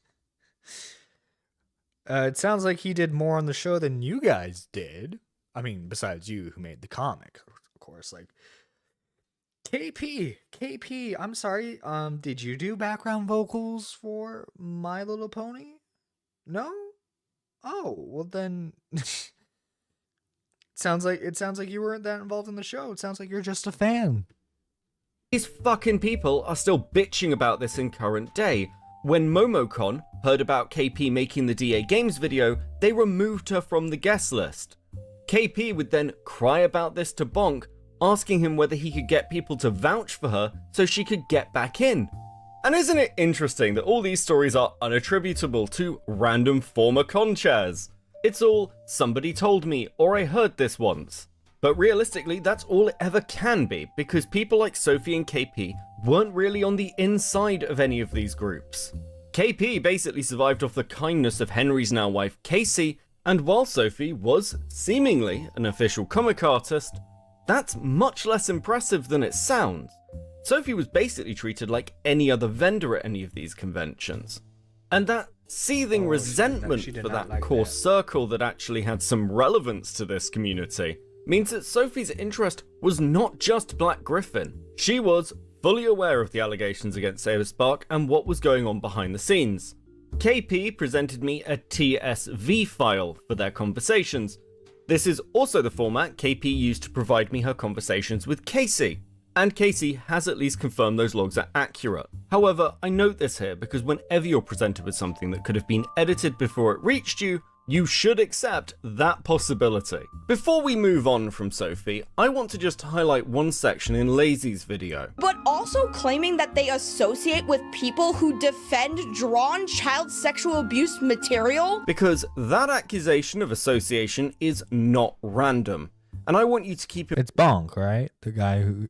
It's the other guy in charge of the account. Am I wrong on that? Mind the name Wootmaster for when we get to Fandon't. Oh, it's a different person. Before that... I mean, I think that moves us on to sort of Sophie Scruggs and Fandon't. But why don't we start with Scruggs? Because I'm baffled at their involvement, frankly. I don't really understand it. Okay, so here's all that I know about Sophie and my history with her. I just, these people, I don't understand. It's this poor voice actress. She's like these goddamn bronies. Like this weird parasocial behavior that has rapidly moved. It's like it's dancing on the borderline of obsession. Because the moment somebody is like, knows a bunch of stuff about you, looks up to you, and I'm not saying that to be arrogant. I'm saying that because I've witnessed this firsthand when people treat you differently because you're a voice actor on a show that literally outside of the hotel the convention is held at, nobody gives a rat's anus about. And it is so weird to I imagine the paycheck's nice. Somewhat. That, and I'm using this as a specific example, and I actually had to go back and research this because I had forgot about it because it meant nothing to me. Sorry, Sophie. I'm not trying to be rude here, but I don't remember that I complimented your snail once. That was something that I did in the moment because I was being friendly and nice. And now somehow I'm getting backstabbed because you decided to tweet out to everybody years ago, the last time you got frustrated that I was in a relationship with Gabe, before we were married and we had announced that we were dating, you said you were worried for your dear friend, your close friend, Claire, me. And I'm sitting here going, what the fuck? She's like, I don't even know you. who the hell are you? Have I even met you before? Like, what the frick? It's literally like the Thanos meme of like, you took everything from me. I have no idea who you are. Then I have to go back and I find out. Oh, thank God. I actually did meet her. Okay, so she's not, totally crazy. But then I keep reading this stuff and I'm like, oh my gosh, this is literally it. I complimented your snail one time, and I think I might have DM'd you about a bag that I saw at a convention, and you were at the convention, and and I walked through the vendor hall, and I was like, wow, you have really pretty bags, because one of them had my character on it, and I was like, that's so cool. I think I might have taken a picture of it. And then I was like, hey, like, how do you sell your bag? I think I DM'd her of like, hey, how do you sell your bags? Like, I might have wanted to retweet that or promote that at some point, right? And I find out that this person is, first of all, has also been kind of a Gabe hater for a while. Like, prior to me being involved in this situation, had one person tell her one thing that was complete hearsay, because this went around at conventions a lot. People were really, I think, pissed that Gabe, had found success, quite honestly. I think that's what it was. And there was this bubbling, underlying level of jealousy, basically, that had kind of started surfacing the more popular that Gabe had got within the fandom. And I think now... This story is fucking funny as hell. It is so interesting hearing a voice actor from this TV show being like, yeah, all these fucking people all these adults who watch the kids show that we voice act are weird and they're parasocial. Now obviously she has a bias when it comes to Black Griffin, because if I'm remembering correctly, that is her now former husband. I'm gonna say current husband. It's like obviously there's a bias there. But still, it's like it's incredibly interesting to find, because like I'm not interested in the Brony fan base. I just like stay far, far away. But actually listening to a voice actor talk about their experiences with these obsessive fans is really interesting. Because and Saberspark is another one of those people who are ending up finding success further than outside of the pony fandom, which nobody should freaking care about anymore, by the way. It's over. They're finding success. They're moving on in their lives. They're figuring out what they want to do with their careers. How am I going to pivot? How am I going to, create content? What is it going to look like now? And as they do that and they find success, these freaking bronies, and I hate to use that as an umbrella term because I know that there are plenty of bronies who are out there that are very cool and very sweet, very nerdy, nice people who just, want to have a community and want to make friends.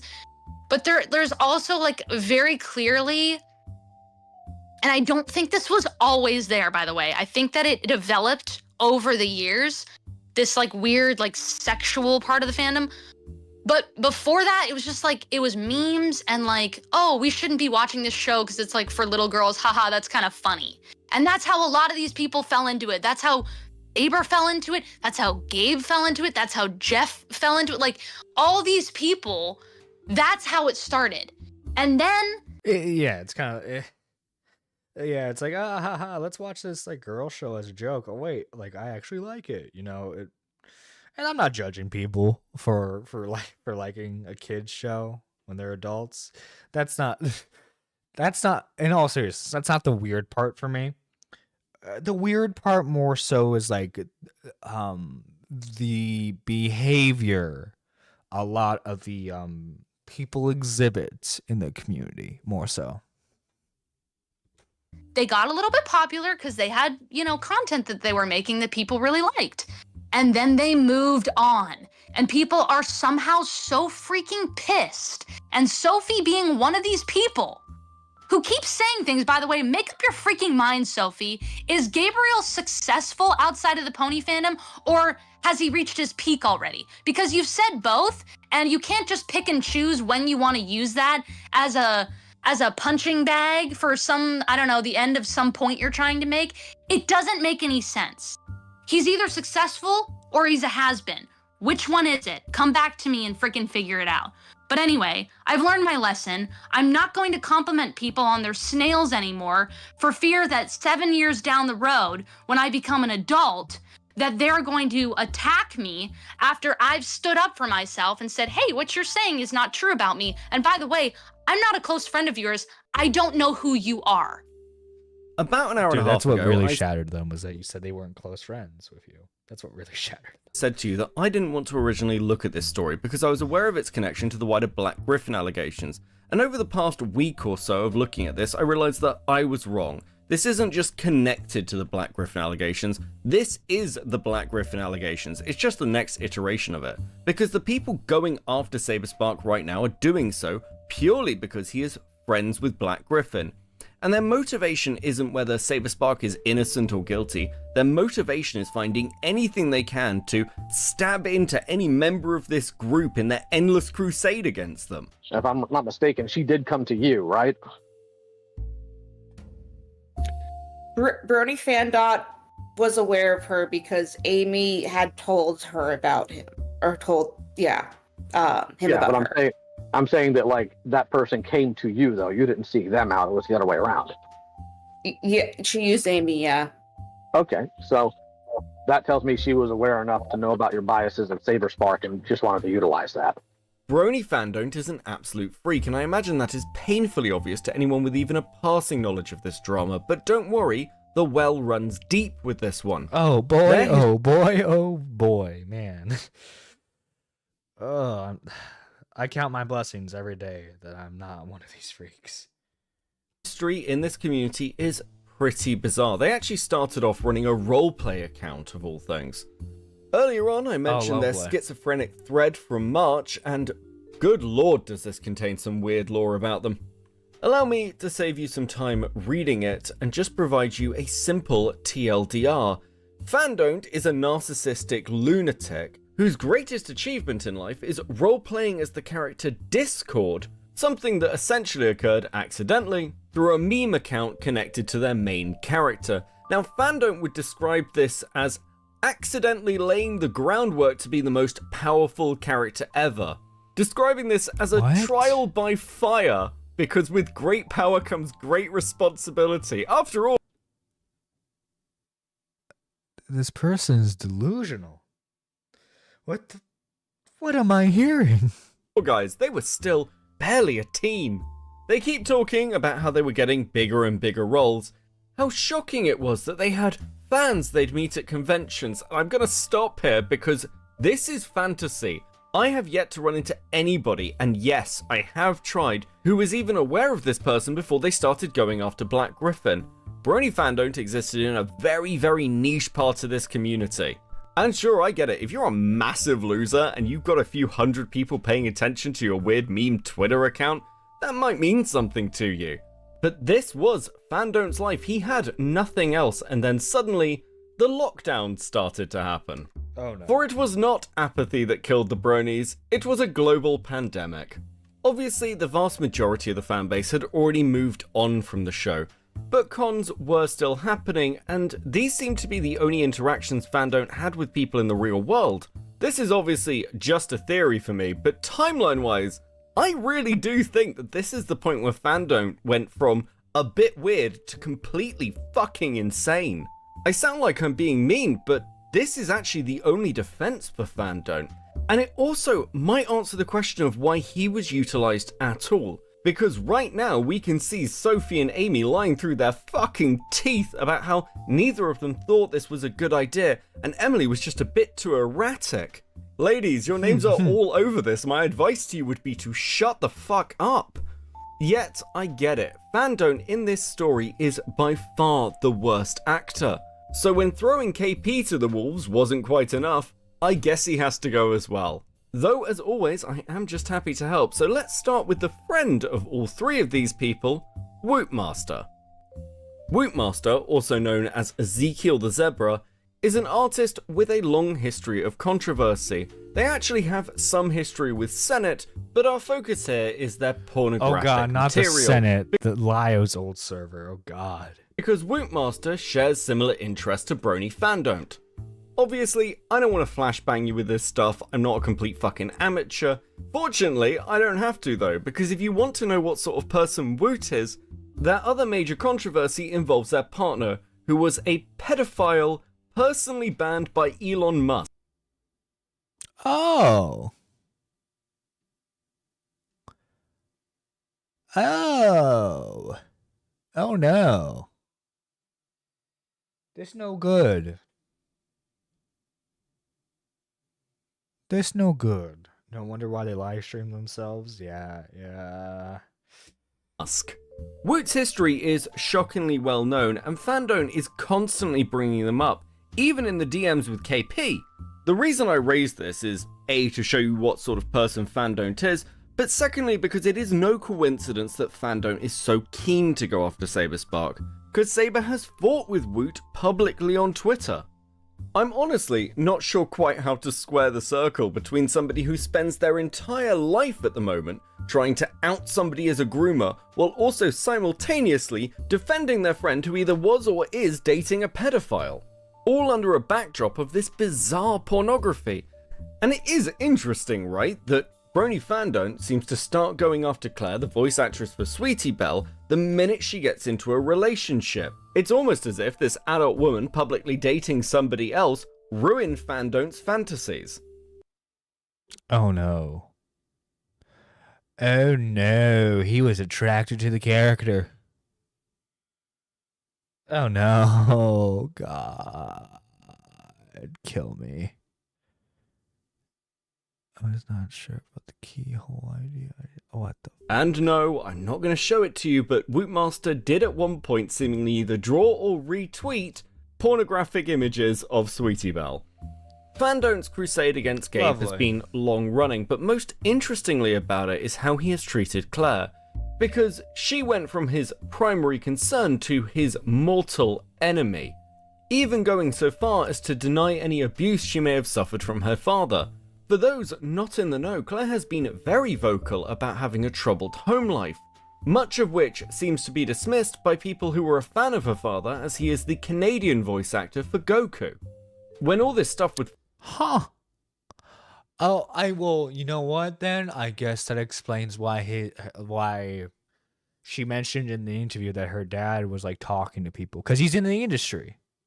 So of course he has access to like talking to these people. Okay, that makes way more sense. That makes way more sense.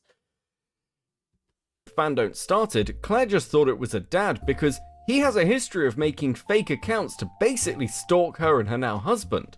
There's evidence of him admitting this to her in a recording. Now many... That's so... Oh my god. The Canadian actor for Goku is super weird, man. I feel bad for you Canadians. People haven't heard this. It's part of one of the Gabe defense documents and a little bit difficult to access. So, with permission, I'm just going to play it for you. Something I would like to say, if you want to talk about Twitter and lying, do you have something to say for yourself, Janice? Absolutely, yeah. I formed a Twitter handle that, because I didn't think it was appropriate for your to go, what a crock of shit that is, Gabe. In case that hurts your career, if you do it on your Twitter account? Oh, no. Just because it's kind of human. That's all. And I can... What? Is there no normal person in this story? Is no one just normal? The most normal person so far seems to be the wife. And it's clear she's got some issues because of all this bullshit. Goddamn. You think having Goku as your dad would be more awesome than this? Completely so admit cyberbullying is human. I completely admit to it. Really? But you never told me. Why would I tell you? You blocked me on Twitter. Imagine having a conversation with your father about you two blocking each other on goddamn Twitter. I would fucking... Man. So fucking stupid. Big deal. So you didn't want to see me, but you'll tell me. I'm telling you right now. I'm not. Why did you block me on Twitter? I'm not. What do you mean block? Janice blocked on Twitter. Fine. Do you want me? I can unblock you. And you know what? Now that it's all in the open, I'll really do it. Because I think. Did you really do it? Know about this? I think that people. No, Mom knows nothing about this.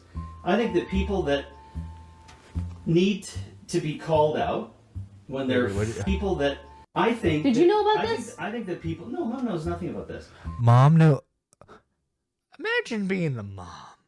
Now, I don't know if she's also a voice actor or she's in the industry at all. I'm just going to imagine she's a normal housewife. Imagine hearing this goddamn conversation between your husband and your daughter. And just imagine the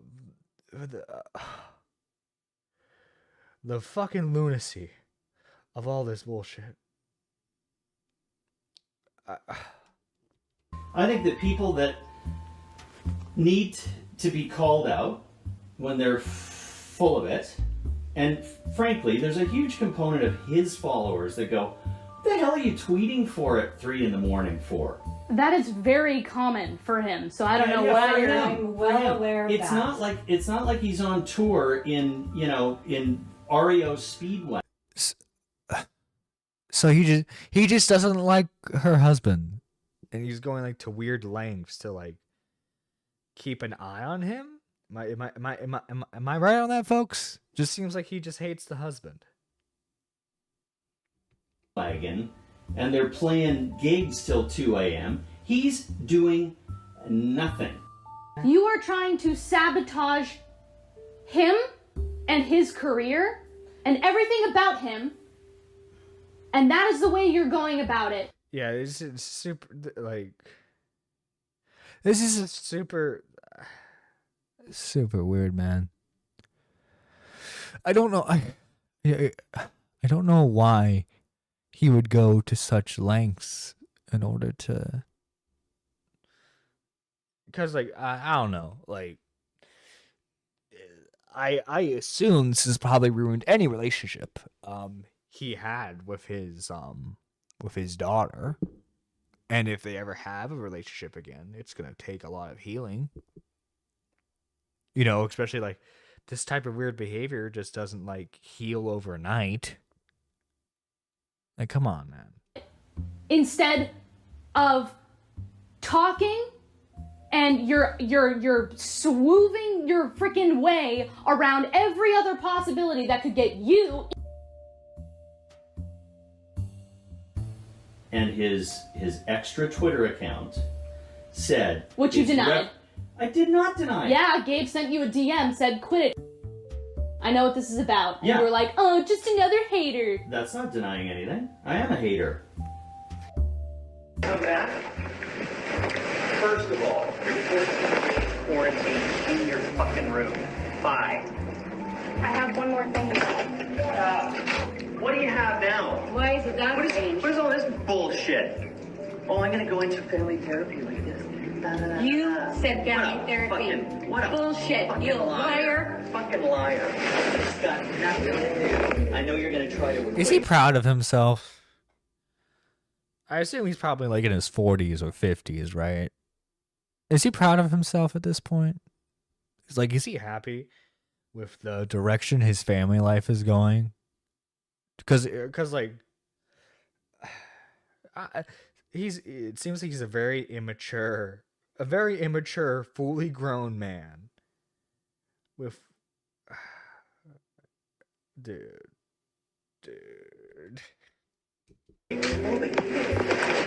Fuck off. Whatever you think about the Black Griffin allegations, people are just denying this happened to her because it doesn't fit with their narrative. And if you're somebody who claims to care about victims, this seems like a pretty callous and uncaring thing to do. And it has served to silence these people, because why would they speak out? In fact, Black Griffin offered to speak to me, and I realized that was a pointless endeavor and a waste of my time and his, because whatever he said, none of his detractors will believe him. That is a significant true, portion of the conversations but, you know, again, I'm not saying the guy's innocent, but the fact that he's like willing to have a conversation about everything, I think that's a decent sign for the most part. I've had with Michelle and Claire are in reference to these allegations, but on reviewing it I realised putting it in may be completely pointless. What I will say is both of them have spoken plainly and openly to me about these accusations. That being said, I do think there is one particular use for these conversations, because one thing they serve to highlight is the insane level of A-logging these people have been subjected to over the years. We're talking anything public about these people. It's been trawled through and picked apart by this lunatic to find anything damaging, and I want to show you that through the perspective of Michelle. With Gabe and Claire, the irony is we've calculated now that Gabe and Claire met outside of conventions roughly 6 to 7 times. That's super fucking weird to keep track of. And we've gone through all of our photos, all of our videos, like collectively to calculate accurately how many times it would have been when she was a minor outside of like conventions, and it still would have usually, like, that's including like video shoots. It just happens to be that literally 5 out of 7 of those times were filmed. So to these people it looks like so much. It was like those were literally the only times they interacted, and then maybe the other 2 times were my 2 birthdays. You know what I mean? Like, it's just so, the irony is crazy. It's just like those were literally the only times they saw each other. Oh, and one other time we saw like Book of Mormon, and I don't think we filmed any videos there, but we like posted a picture. So it's literally all these times they're finding, those are the only examples. Like, no more exist essentially. I don't understand how it's the people who are taking this way too seriously that get so wrapped up in this. And they're like, look at here, they're by themselves. And I'm like, no, we're not. We're with another person. They're right freaking there. And they just take screenshots of, which I think is so funny. The fact that they're like screenshots from videos that I made. And someone's like, please send this to Claire. We can still get her out. There's still time. Dude, I can't imagine the stress of going through all this because of these fucking, the weird ass fan base of a show that obviously, like, when you're auditioning for a show, you have no idea how successful it's gonna be. Now, given the fact that it's My Little Pony and it already had like a previous fan base in what, like the 80s and 90s, obviously it's gonna be somewhat successful, particularly with little girls, which is the target demographic. But like, just the fact that like, because if I'm correct on this, she auditioned for the show when she was still a kid.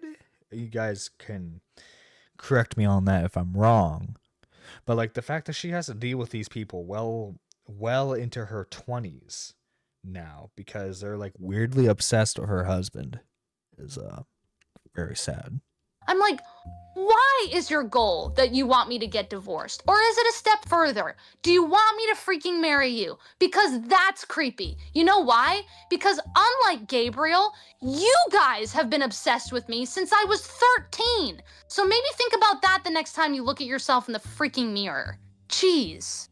So one of the things that people, you know, claim is an inaccuracy that counters reality of how many times, you know, Gabe and Claire spent together and how close friends they were was Gabe saying we weren't friends. I know Gabe's definition of friends. I know he would not have considered Claire a friend because he would consider somebody a friend that he had, you know, contact with, phone number. He only had Claire's phone number, I don't know, some point like 2017-ish because one of her parents gave him, or no, one of her parents gave Claire Gabe's number, and that actually made Gabe really uncomfortable. And I was there when Wait, did I hear that right? One of her parents gave Claire Gabe's number, and that actually made Gabe really uncomfortable.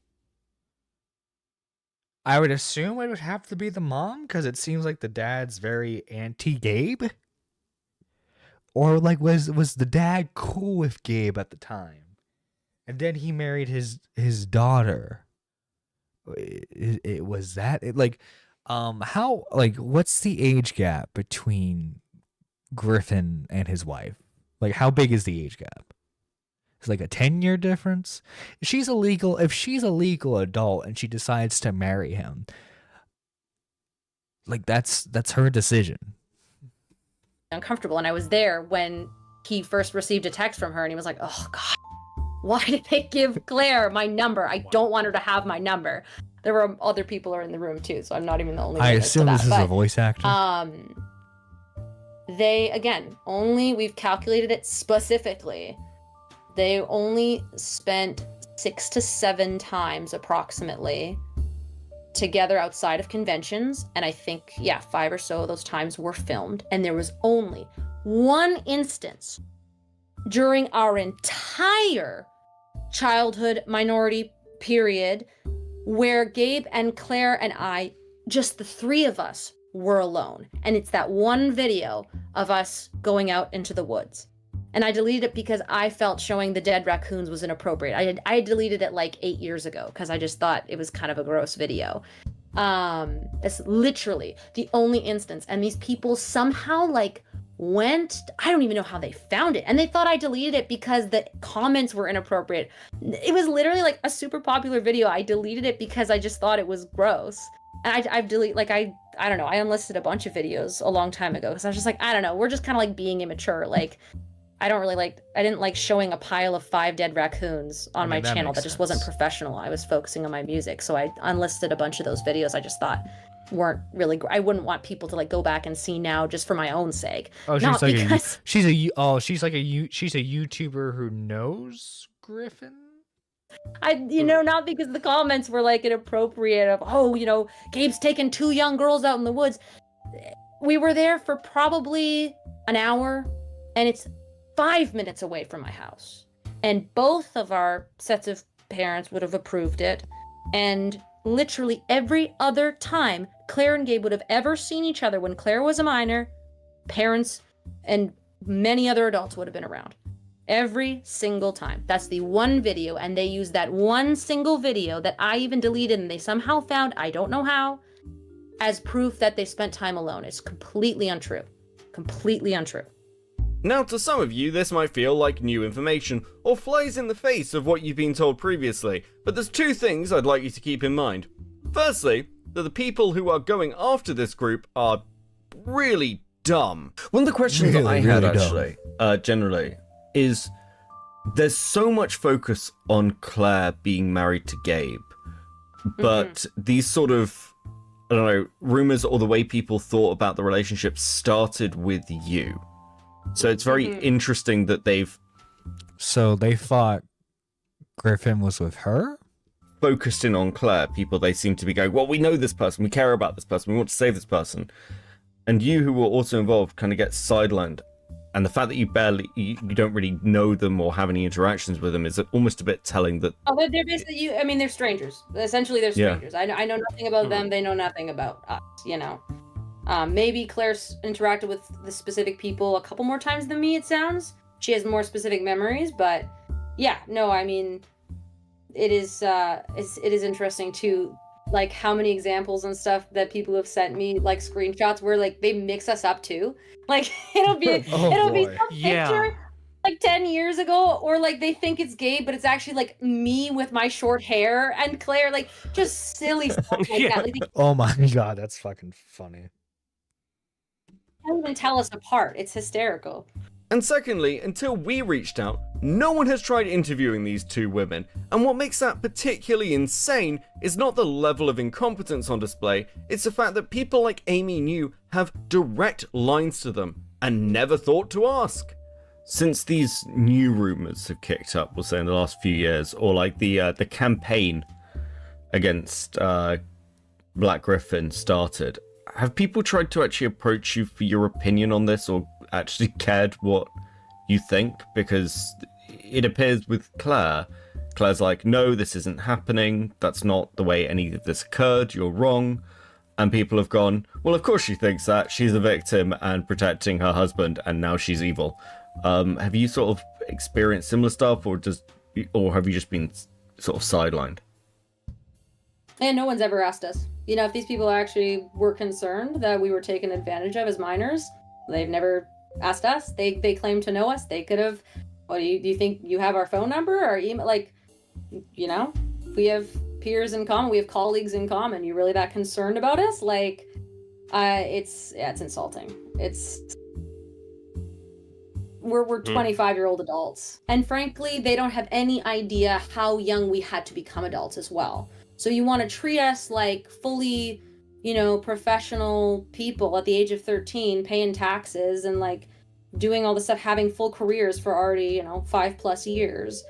And yet we're too immature to know our own circumstances and our own past and present. It's very, I mean, again, if there weren't all these ramifications for Gabe's career, none of us would care at all. That's why none of us have like talked about it for the longest time, because it was always just garbage. You know, why I'm not going to be offended by something someone says if I don't know them. You know, I don't value your opinion. I don't know you. So only now, I mean, this is probably honestly the last time I'm going to talk about it is with you guys, because I appreciate that you're the first people I've seen that are actually you're the first people who aren't insane about it. Yeah. Trying to get to the bottom of this. But we all just want to move on. I mean, we're digging up our lives from 10+ years ago because these people who have never even met us claim to know what's happened in our lives, but don't take any weight in our perspective. After all this time and effort spent silencing people who were actually involved and speaking for the potential victims of Black Griffin, Brony Fandom must have been jumping for joy when Courtney Pete was making a video, and then Lazy Bedhead, and then comes KP and allegations against Saber. Man, April must have looked like a very good month for Fandom. But then, everything begins to fall apart. Fandom had wanted the spotlight, he wanted attention, and when he finally got it, of course he did. Well, that monkey paw curled in a very particular way. So let's have a look at the fallout from his side, and his interesting reactions. We've already gone over much of Fandom. Oh no. Okay, so like obviously we kind of already know this part because like obviously we watch the Internet Versus videos, but we're just gonna review it for the sake of like just like full transparency. Also too, Beckett might have new information since those videos came out, because I know you know, the Internet Versus videos are now a couple days old. Reactions to KP directly, but it bears repeating that the first public statement from the Fandom account came from Sophie, not from Bonk. Bonk's concern lay primarily in the fact that he realized quite quickly that this video might be damaging to the accusations against Saberspark and DA Games. While he says that he doesn't want to shit on KP and just get people to hate on her, it wouldn't take long before the pressure really started to get to him. Now we're going to skip ahead a bit to when things get interesting around the 12th, because as things had been moving behind the scenes, Bonk wasn't idle. He'd been plotting with Emily to save the sinking ship, becoming increasingly confident that once KP was out of the way, he'd be able to emerge the hero. This would all... Oh, of course, you know, he's like, no, this was a false prophet. I am the true warrior that will defend thy lady's honor. Come to a screeching halt, however, when Saberspark released his response. Saber, again, has denied these accusations, but more importantly, the video isn't addressed to Emily, focusing more towards KP and Fandom and their devious little schemes. Fandom, at this point, predictably, panics, saying the response would be coming within the next few hours. This response would not come. Most hilariously, he said that he was documenting other people's responses, which further made him a complete fucking laughingstock. And this would just be the beginning of what turned into a god-tier crash-out. Fandom would blame this lack of response on an unnamed drama channel. At the time, I thought this was probably me. It might also be Opblock, because I do know from her DMs she was watching his streams, but I am named in KP's unhinged voicemail.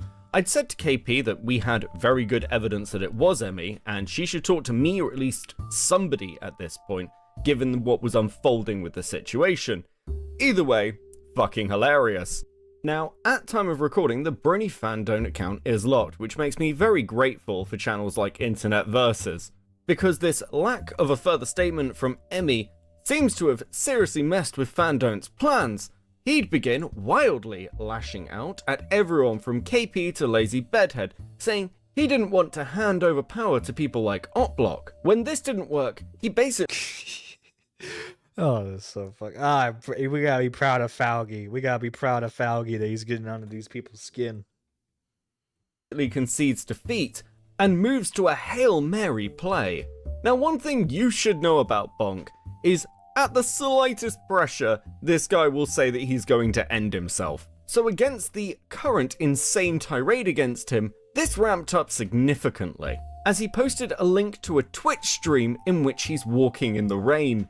Now, I want to be a touch sensitive here, not in deference to Fandont, but this is a topic that touches a lot of people's lives, unfortunately, myself included. For that reason, I take stuff like this pretty seriously, and I get really angry when I think people are baiting this shit for sympathy.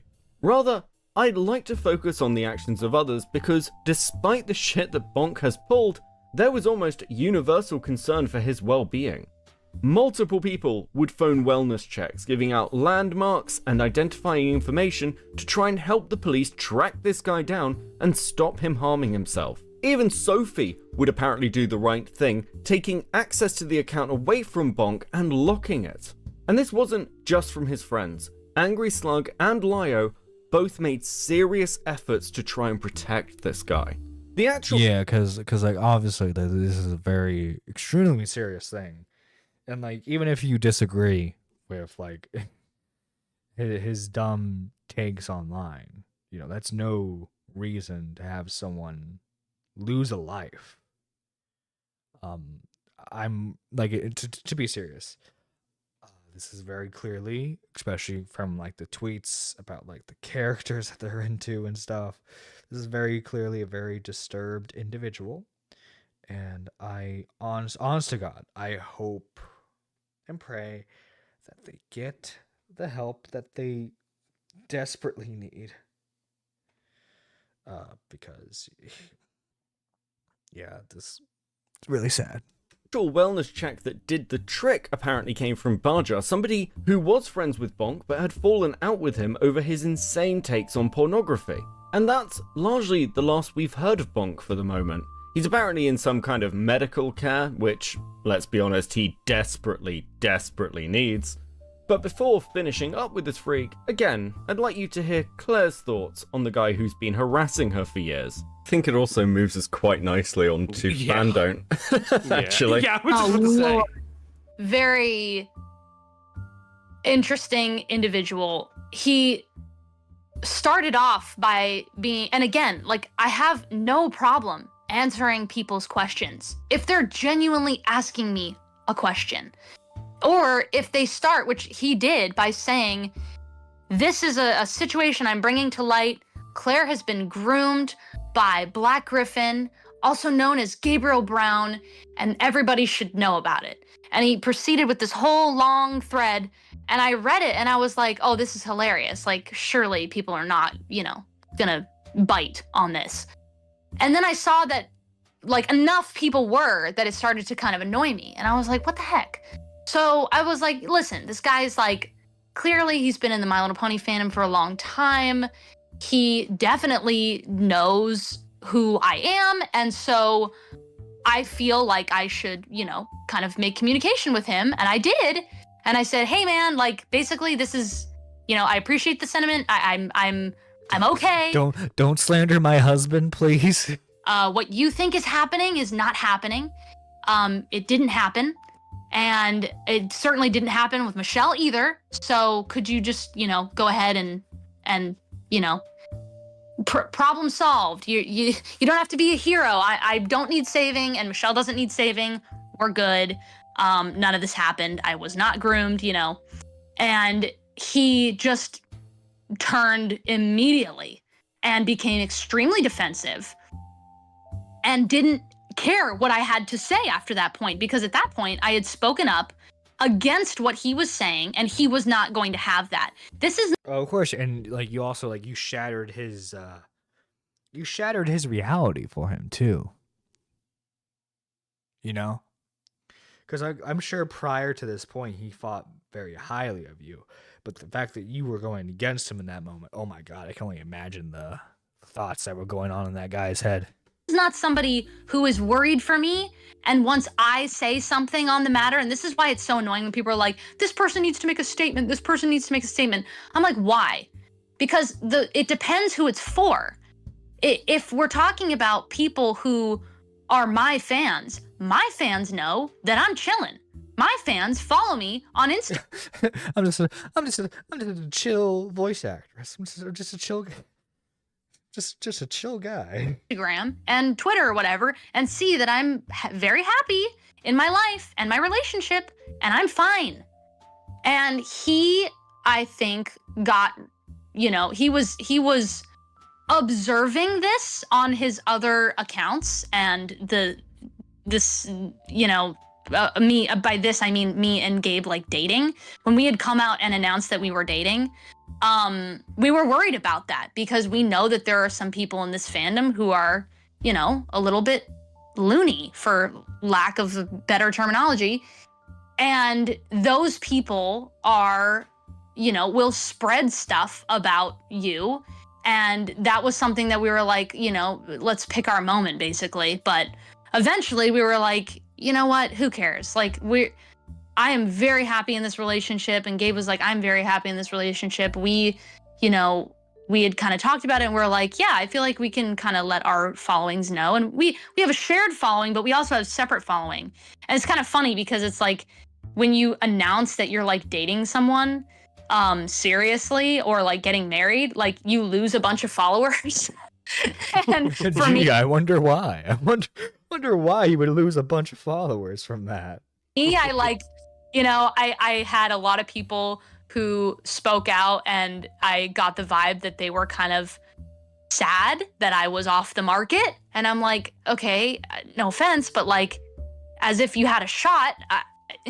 Like, that's just kind of some of the people. That's part of like the parasocial thing, though. Is just like, which is weird because, like, I mean, I don't know what other roles she's done. I assume she's done more roles, especially since she's gotten older. But like, since like most people know you as like the pony child, it's like very weird that people become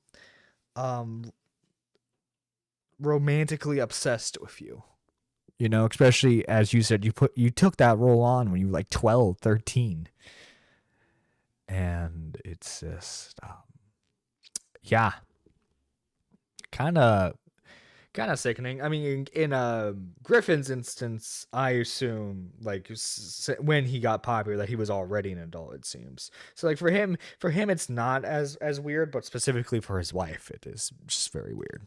People in the fan base are like that, but then there were other people who were super happy for us, and they were like, "Oh my gosh, it's amazing! Like I'm a fan of both of you. That's so fun! Like I love seeing people who are, like-minded get together, and like, man, you guys are gonna be power couples." So like, it was really nice. But like, this where Brony fandom lies is one of those loony people, and no matter what I said, I realized talking to him directly was literally met with fire every single time. I'm like, is there a way that you like, I don't know why you're doing this. I don't know why you feel like you have to. Like, I don't know what else I can. He has to protect you.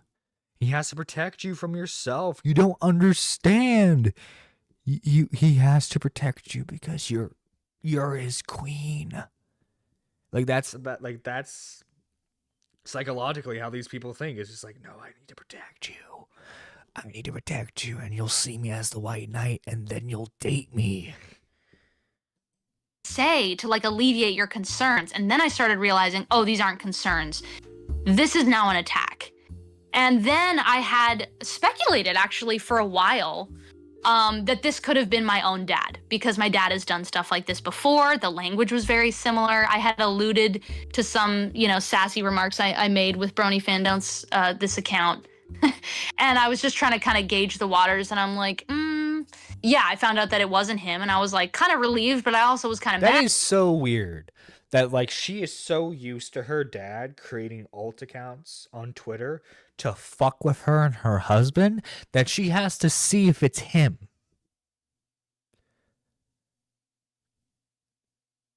I'm gonna look. Hang on. I'm not gonna.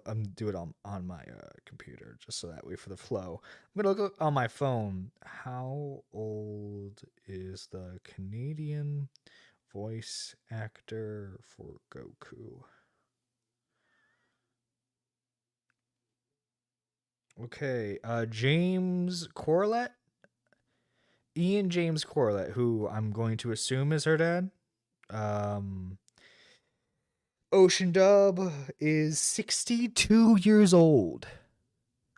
I don't know if he's done it recently, but like the fact that like okay, so like you're a dude like in your at the very least in your 50s doing this because you don't like the guy that your daughter married, but also too, why did you guys let him have her number then when she was a child?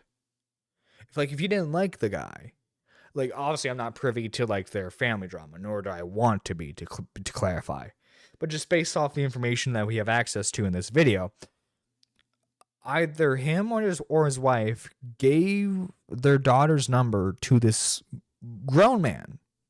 I'm not trying to make him sound like a creep, but that's what he is especially at that time, was a grown man. And then like you flip it as like you never liked him to begin with. It just puzzles me as to why you were giving him access to like hang out with your daughter in the first place.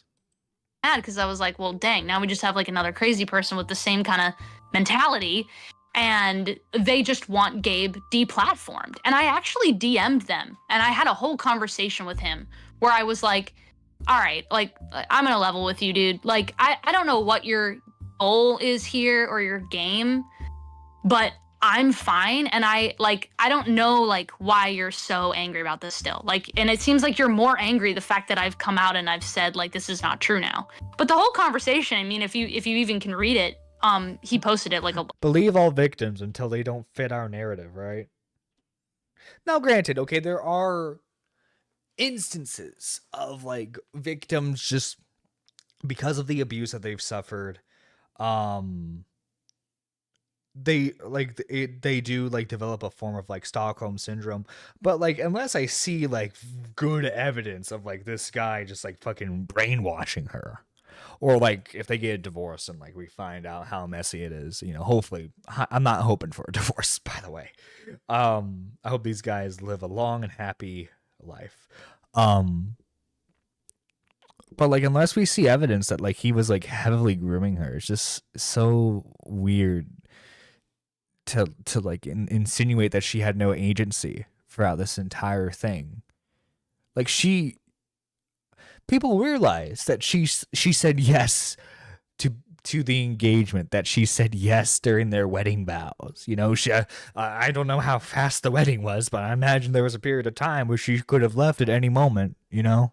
It's just ridiculous. A while ago, but it was basically like he said like you shouldn't have a relationship with minors if you're an adult at all. And then I got curious and I started doing some research, and from literally like almost no effort at all of research, I was like, oh, okay, this person had like a role-playing account. They deleted a bunch of their stuff that they used to like communicate with me, that is like no longer on X anymore.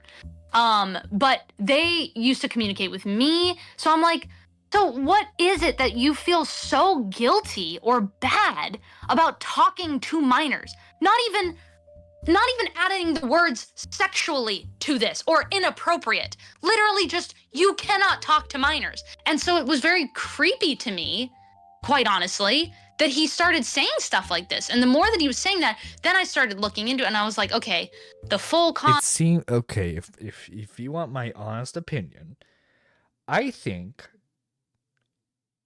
because of the fact that we know about the creepy drug, the weird commission he's done, given the underage characters of Deltarune, I think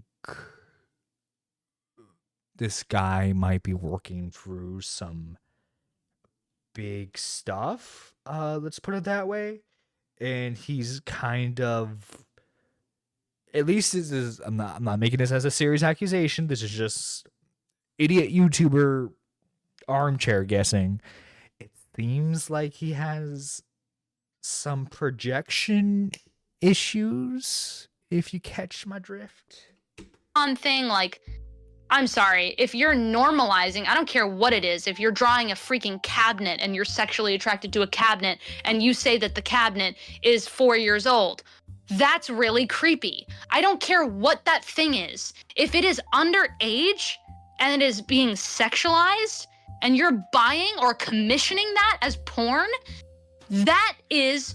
And then to add on to that, like inserting your character doing that stuff to the character in question. Yeah, that's fucking weird. It's beyond weird. It's disgusting. It's abhorrent.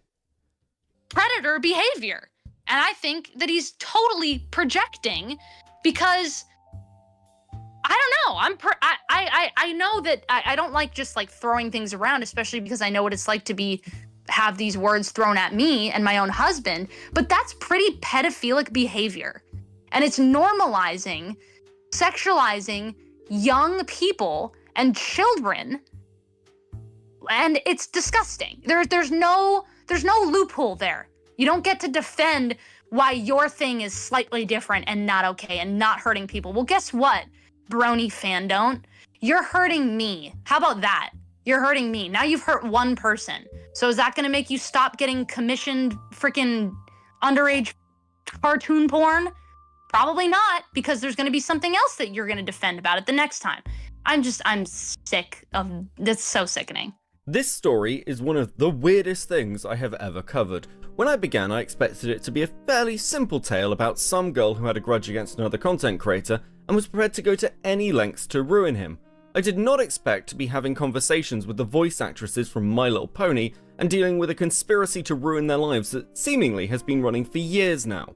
But as we've got through all the conspirators, I guess it's time for some final thoughts on this entire mess.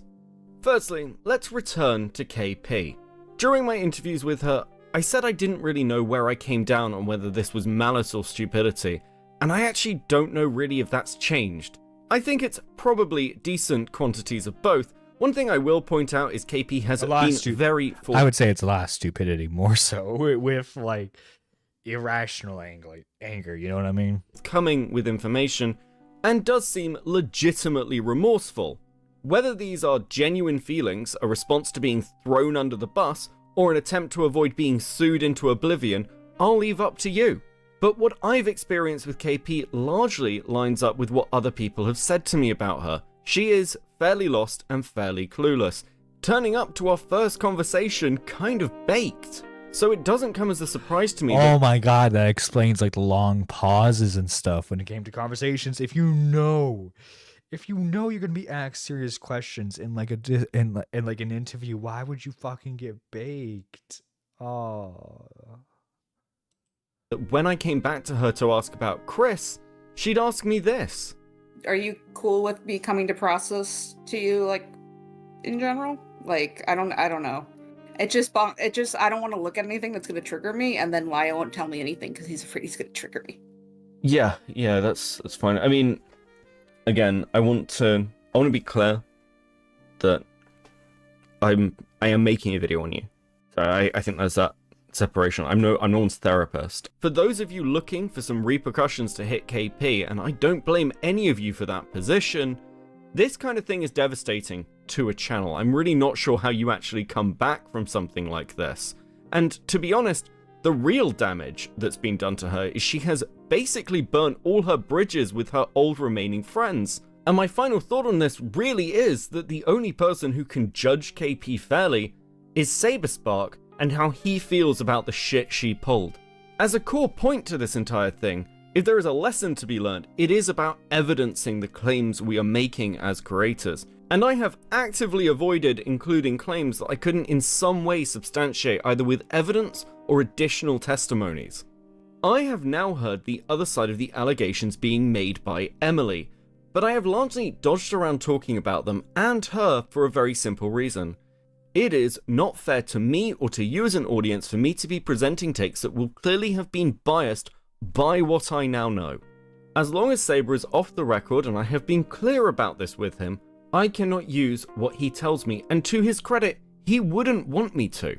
But one thing that was pointed out to me by Lazy Bedhead is that I clearly, from the start, had issues with these allegations, and she felt me not highlighting this previous bias made me slightly disingenuous. But my Twitter hasn't gone anywhere, and I was tweeting out about this on May the 2nd before I'd even begun looking at this in earnest. So, for the sake of transparency, let's just go over my thoughts and why I had issues with this to begin with. My primary problem with these allegations, having gone over many like them over the years, is that, to me, Emily tells on herself.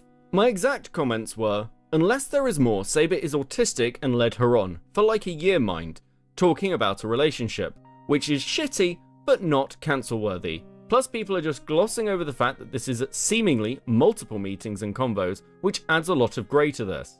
And when we come to the actual statement, we can find that Emmy is talking about being demisexual, multiple comments about Saber mentioning a relationship, and also talking about how she needed to get over her crush because she felt her emotions were being toyed with.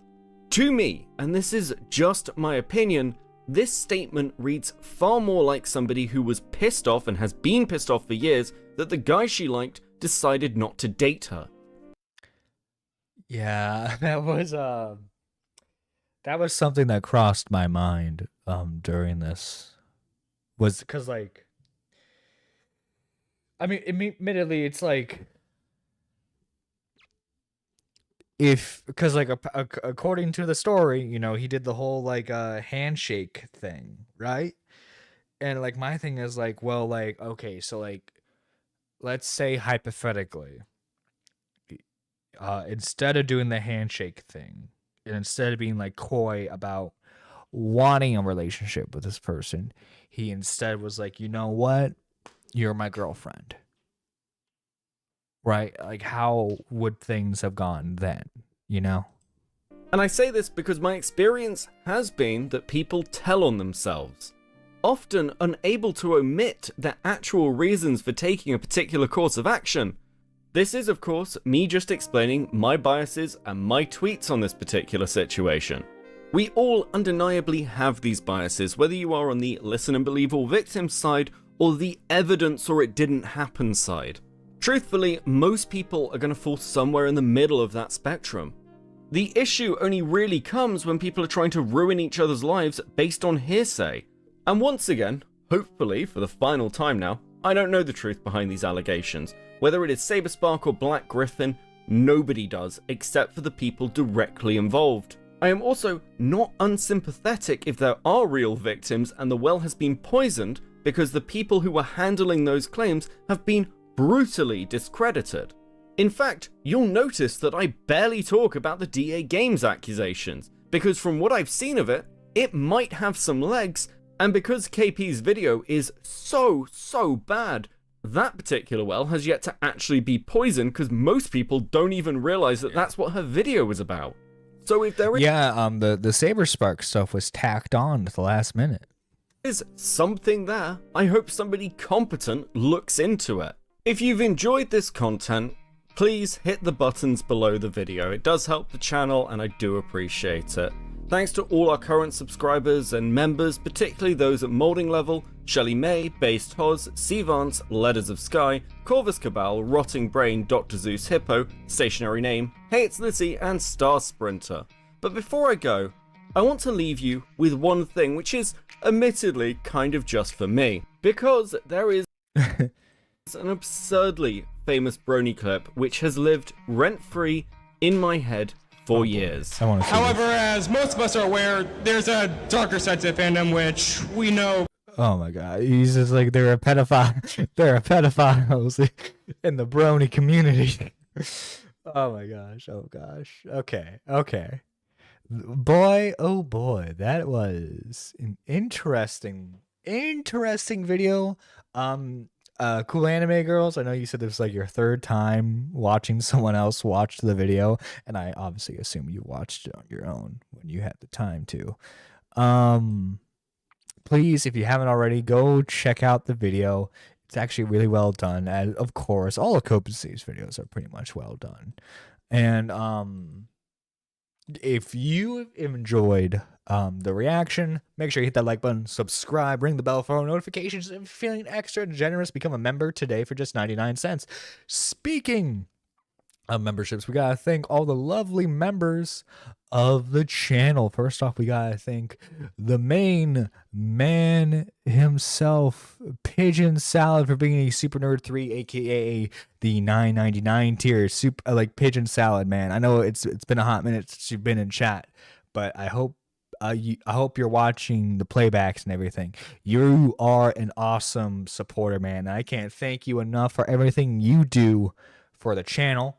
And then, guys, we have all of the Super Nerd ones to thank. The $9.99 tier. Not the $9.99 tier. The 99-cent tier.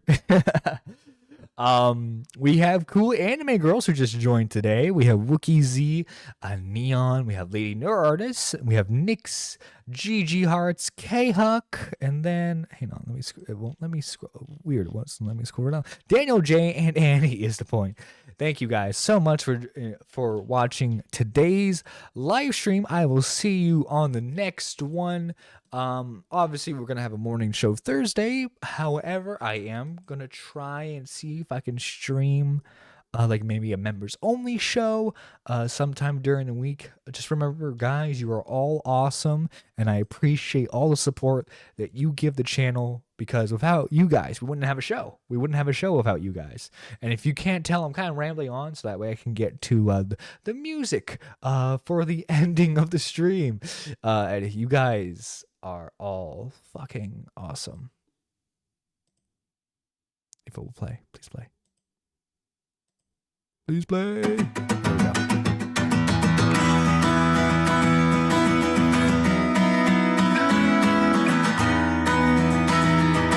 Well, here we are again. I've been here before, but I couldn't tell you when. Now every step I take is on the line, and each move right wipes out what was left behind.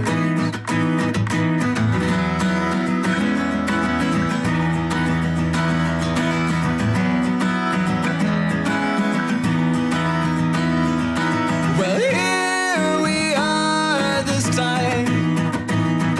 It starts again, but I really don't know why. A misplaced step, a single slip or fall. Well, it's back to 1-1, I've lost it all. If I'm stuck, I'll call you. With each stage I'll move through. Well, I'll know just a little more. Each step alone brings us closer to that old throne.